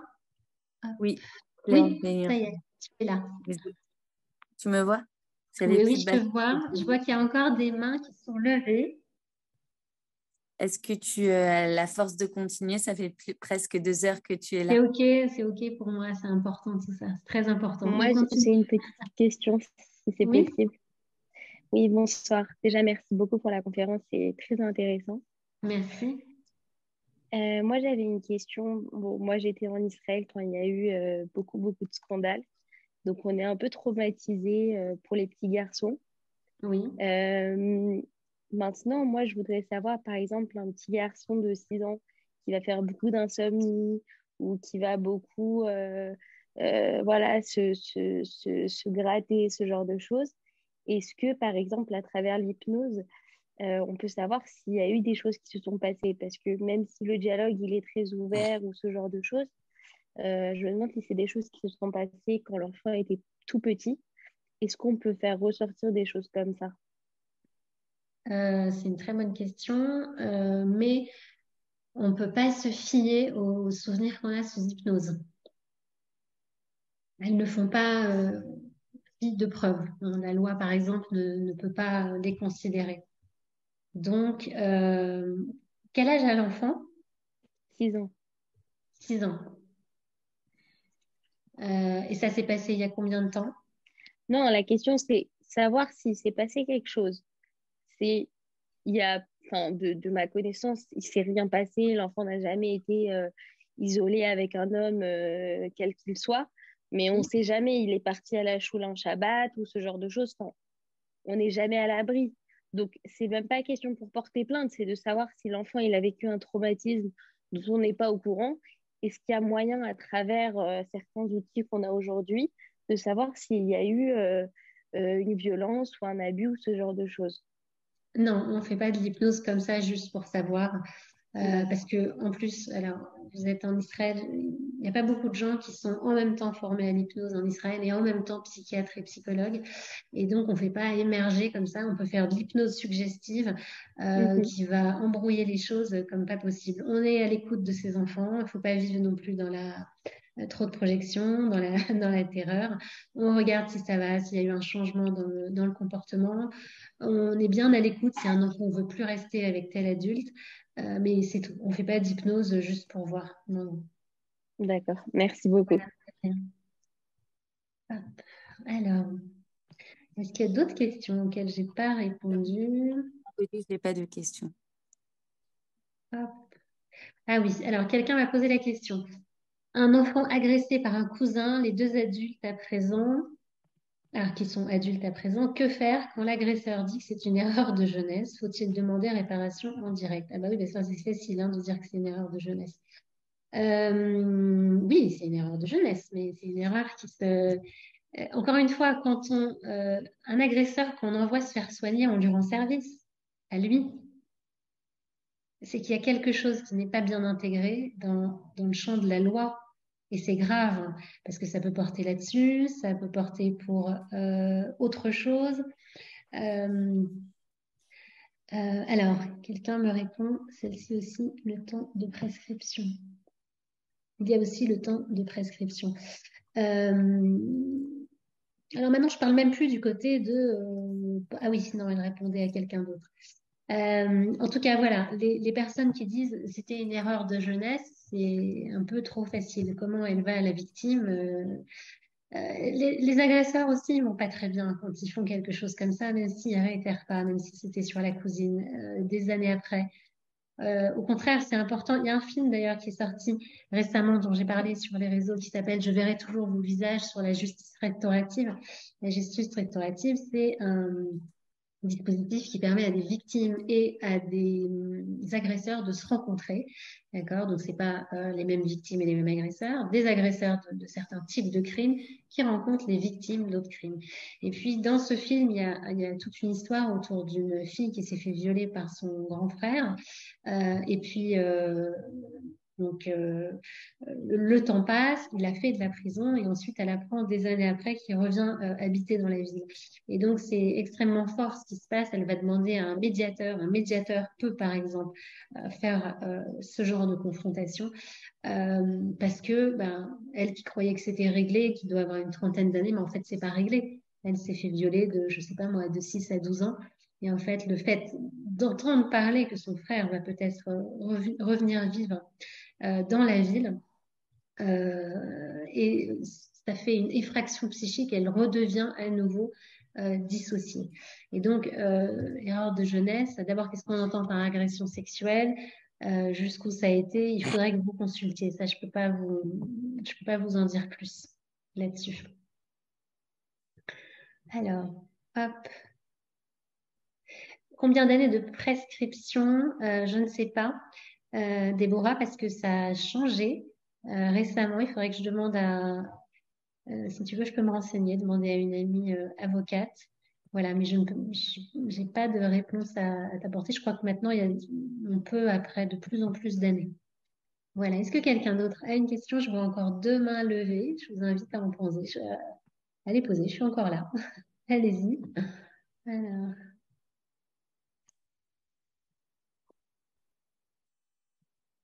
Hop. Il me semble que j'ai répondu aux questions là, qui étaient dans la boîte. Si ce n'est pas le cas, n'hésitez pas à lever la main, à me reposer votre question. Puis, il y a pas mal de messages. Alors,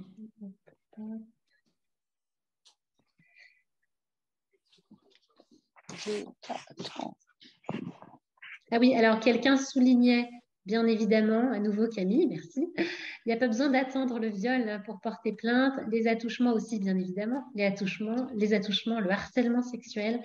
On n'a pas besoin d'attendre jusque-là pour porter plainte. Alors, quelqu'un me posait la question, comment faire pour avoir les yeux ouverts sans être parano? Soyez en sécurité affective avec votre enfant. Soyez dans la meilleure relation possible. Montrez-lui que vous êtes là pour lui, pour que si jamais quelque chose ne va pas, il puisse vous en parler. Rappelez-vous de cet exemple que je donnais des 2 personnes qui ont été violées à 14 ans et qui n'ont pas du tout eu le même devenir. Et donc, c'est vrai qu'on ne peut pas être parano. Il ne s'agit certainement pas de demander tous les soirs à son enfant « ça va, personne ne t'a touché ?» parce que alors là, c'est complètement, ça va pas, c'est suggestif et c'est traumatisant. Mais simplement, voilà, pour pas vivre dans la peur continuelle, il faut leur faire confiance qu'ils ont des ressources, nous faire confiance à nous en tant que parents qu'on leur a donné les ressources, qu'on a été suffisamment sécures pour eux, pour que s'il y a quelque chose qui va pas, ils puissent nous en parler. Voilà, régulièrement, dire à nos enfants qu'on est fiers d'eux, qu'on les aime, qu'on a de la chance d'être leurs parents, qu'on est là pour eux. Et voilà, c'est quelque chose à dire et à dire. La sécurité affective, c'est pas seulement quand les enfants sont petits, et c'est là où il y a difficulté. C'est à l'adolescence aussi, pouvoir dire à nos enfants, tu sais, on se comprend pas toujours, mais je suis là pour toi et je t'aime. Et si tu veux m'expliquer plus tard ce qui va pas, si tu veux qu'on en parle, si tu veux que ce soit autrement. Voilà. Là, en ce moment, tu traverses une tempête, mais sache que je suis là pour toi. Voilà, pour répondre comme ça vite fait. Alors, est-ce qu'il y a d'autres questions? Je t'ai donné la parole, Nechama. J'ai vu que tu as levé la main. Je t'ai ouvert le micro si tu veux toujours poser la question.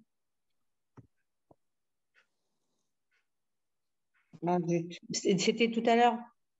C'était tout à l'heure. Ah non, c'est bon. D'accord. Désolée parce qu'il y avait encore la main levée. Pas de souci. Bah, en fait, je ne sais pas comment on la lève. On est censé pouvoir Il n'y a pas de l'enlever. souci. Je vais la retirer. Bon. Je ne savais pas, merci. Il n'y a pas de souci. Ok. Bon, bah, je crois qu'on est bon. Merci infiniment d'avoir répondu à toutes ces questions. Plus Merci. de 2 heures de conférences et de réponses. Vraiment, merci infiniment pour ton expérience. Merci Yardena. Merci à vous d'avoir participé. Je vous invite, il y aura un replay. Le sujet, il est super important. Faites-le circuler. Voilà. Merci à vous d'avoir tous participé, d'avoir posé des questions et d'avoir permis, sachez que tout ce que vous avez fait ce soir à être là, merci aux gens qui ont partagé aussi cette conférence sur les réseaux sociaux, sur des groupes WhatsApp. Sachez que tout ce que vous faites, voilà, on change le monde avec des petites gouttes et des petites gouttes et des petites gouttes. Et voilà, merci à vous d'avoir été OK pour accueillir ce sujet délicat. Voilà. Merci à tous d'avoir participé et à bientôt, Claire. Merci beaucoup. À bientôt. Je vous souhaite une bonne soirée. Au revoir. Bonne continuation. Au revoir. Au revoir.